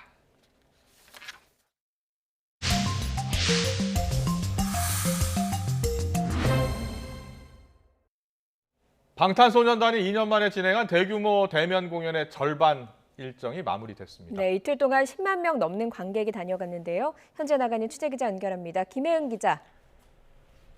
네, 로스앤젤레스 LA 소파이 스타디움입니다. 네, 현장 분위기가 대단했다고 들었습니다. 현장에 직접 가보셨죠? 네, 맞습니다. 방탄소년단의 둘째 날 공연은 2시간 전에 마무리됐습니다.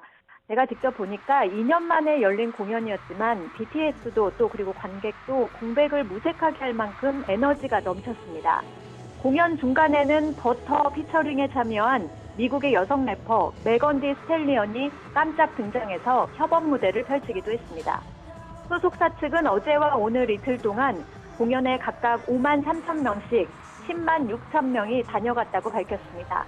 남은 2회차 공연까지 합하면 21만 명에 육박하는 관중이 관람하는 겁니다. 소파이 스타디움 측은 4회 공연을 모두 매진시킨 건 BTS가 처음이라며 단독 공연으로 최다 티켓 기록을 세웠다고 밝혔습니다. 이렇게 유례 없이 많은 관중이 몰린 터라 이곳 소파이 스타디움 주변에는 발 디딜 틈이 없었습니다. 공연장에 들어가기 위해서는 백신 증명서나 PCR 검사 음성 확인서 그리고 소지품 검사를 받아야 하는데요. 5만 명 넘는 관객이 몰리는 바람에 긴 줄은 늦은 밤까지 줄지 않았습니다. 이 때문에 공연 첫날인 어제는 공연 직전 백신 증명서를 제대로 검사하지 않은 것으로 확인됐습니다. 소파이 스타디움 측은 오늘부터는 입장 시간을 좀 더 당겼다고 밝혔습니다. 네, 앞서 BTS는 기자간담회도 진행을 했죠. 앞으로 장벽을 넘어서겠다고 이야기했는데 어떤 의미입니까? 방탄소년단은 공연에 앞서서 국내외 취재진을 상대로 기자간담회를 열었습니다. 해외 공연에서 취재진 앞에 서는 건 2019년 웸블리 공연 이후 처음인데요. BTS는 이 자리에서 2년 만의 공연으로 데뷔 8년 차인 그들도 몹시 긴장했다고 밝혔습니다. 그러면서 코로나19 상황이 나아져서 좀 더 많은 곳에서 팬들을 만나고 싶다며 특히 한국에서 콘서트를 꼭 열고 싶다고 밝히기도 했습니다. 아메리칸 뮤직 어워즈 수상에 대해서는 다시 한번 깊은 감사를 표했고 2년 연속 그래미 후보에 오른 데 대해 수상했으면 좋겠다는 소망도 밝혔습니다. 또 그래미상에 지난해에 이어 올해도 한 부문에만 후보에 오른 데 대한 아쉬움도 간접적으로 표현했는데 한국에서 시작한 아티스트로서 언어의 한계점 등 보이지 않는 벽이 존재한다면서 그동안 해왔듯이 앞으로도 벽을 넘어서겠다고 말했습니다. 특히 10번 찍어 안 넘어가는 남 없다는 속담을 인용해서 10번은 도전하겠다는 우스갯말로 웃음을 선사하기도 했습니다. BTS는 남은 2회 공연을 마무리하고 미국 최대 연말 축제인 빙글볼 행사에 참여할 예정입니다. 지금까지 로스앤젤레스 소파이 스타디움에서 YTN 김혜은입니다. 전설 최동원의 탈삼진 기록을 넘어선 두산 미란다 선수가 올 시즌 최우수 선수가 됐습니다. 신인왕은 기아의 이의리 선수가 차지했습니다. 이지은 기자입니다. 프로야구 정규 시즌 MVP의 영예는 닥터케이 두산 미란다가 차지했습니다. 전설 최동원 감독이 세운 탈삼진 기록을 37년 만에 새로 쓴 미란다는 다승 1위는 놓쳐 트리플 크라운 달성은 실패했습니다. Gracias por todo el apoyo, gracias por el gran año que tuvimos, que nos sigan apoyando y el año que viene, si Dios quiere, regresamos. 기아 이의리는 롯데 최준용과의 접전 끝에 49점 차로 신인왕에 올랐습니다. 타이거즈 구단이 신인왕을 배출한 건 1985년 이순철 이후 36년 만입니다. 생애에 한 번뿐인 신인왕을 수상하게 되어 정말 영광인 것 같고 후반기에 계속 좋은 모습을 보여주신 롯데자이언츠 준용이 형께도 정말 멋있었다고 인사드리고 싶습니다.